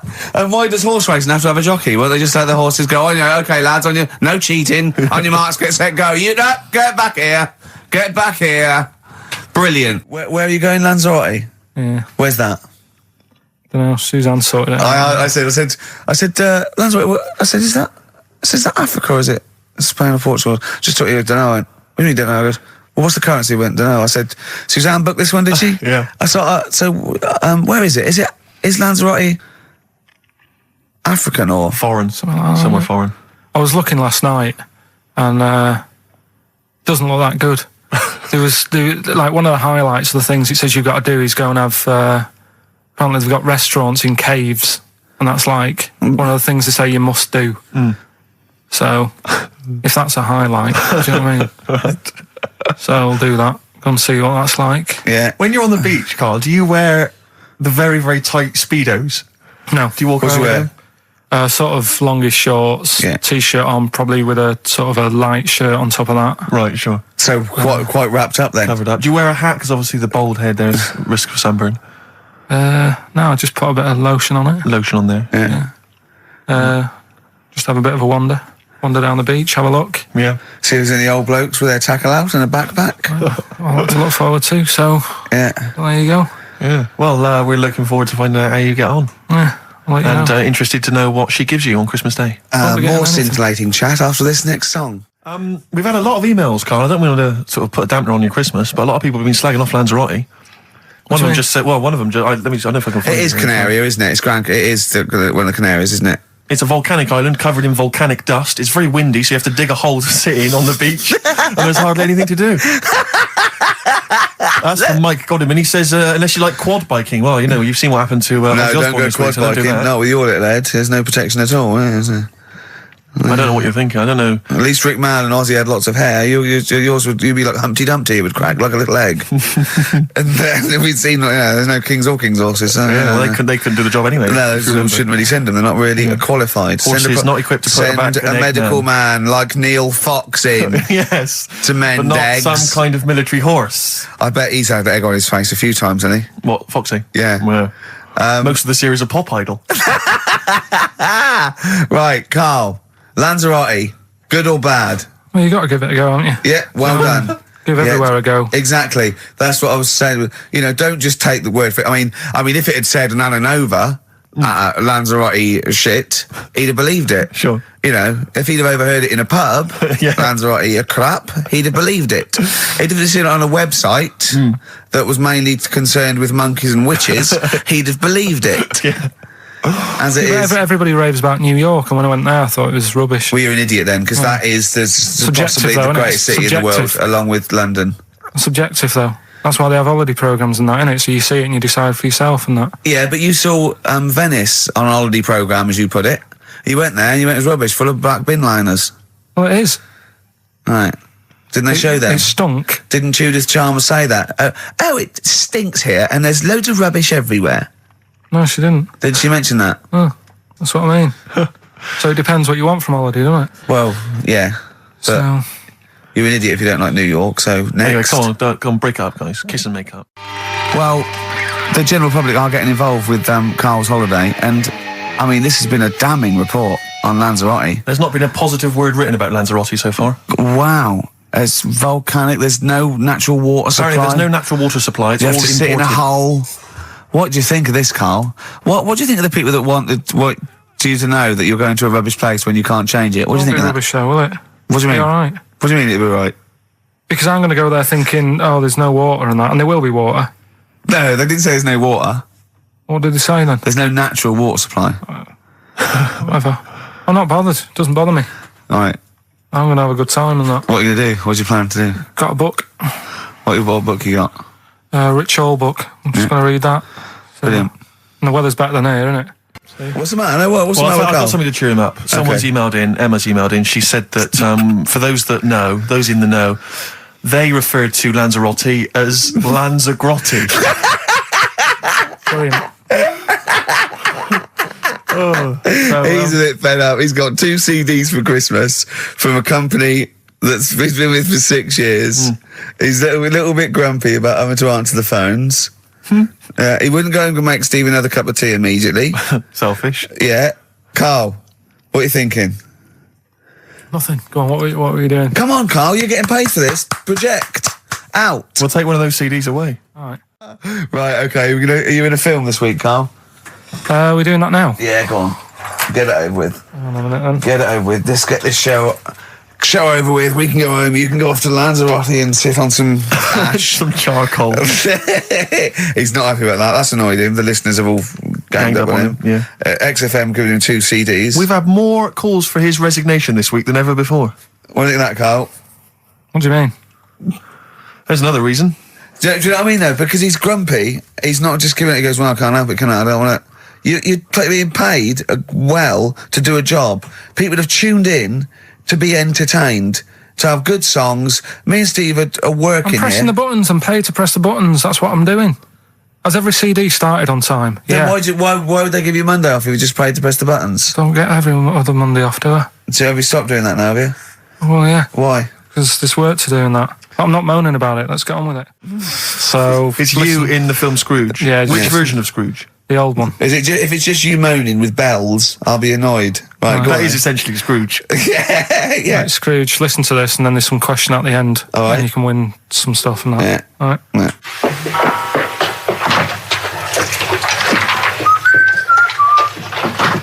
You're late. Only 20 minutes. What do you mean by coming in here at this time of day? I've just been doing some Christmas shopping, haven't I? Probably do some more shopping on Monday because it's my day off, isn't it? Yes, I know it is. You don't have to tell me. Do you want to see what I've bought, Suzanne? No, thank you. I don't mind showing you. It's only a Christmas present, isn't it? Just bought some more condoms. Why? Well, I bought some last year. Got 2 boxes. They all got used, so... I'm very glad to hear it. How much do I pay you? Why are you asking? The presents I buy has got nothing to do with what I earn. Like I say, if I won the lottery, I wouldn't go mental on her. Do you know what I mean? I probably wouldn't even tell her because I think she'd want to travel around the world and all that, and I'm not into that, to be honest, so I'd probably keep it quiet. Why? Well, once you've been around the world, where do you go next year? Each to their own, though, innit? You know what I mean? Well, what do you want? What for Christmas? Not that fussed, really. And you, it's just as well I'm not that fussed, because do you know I do some work at XFM? Do you know what they're giving me for Christmas present?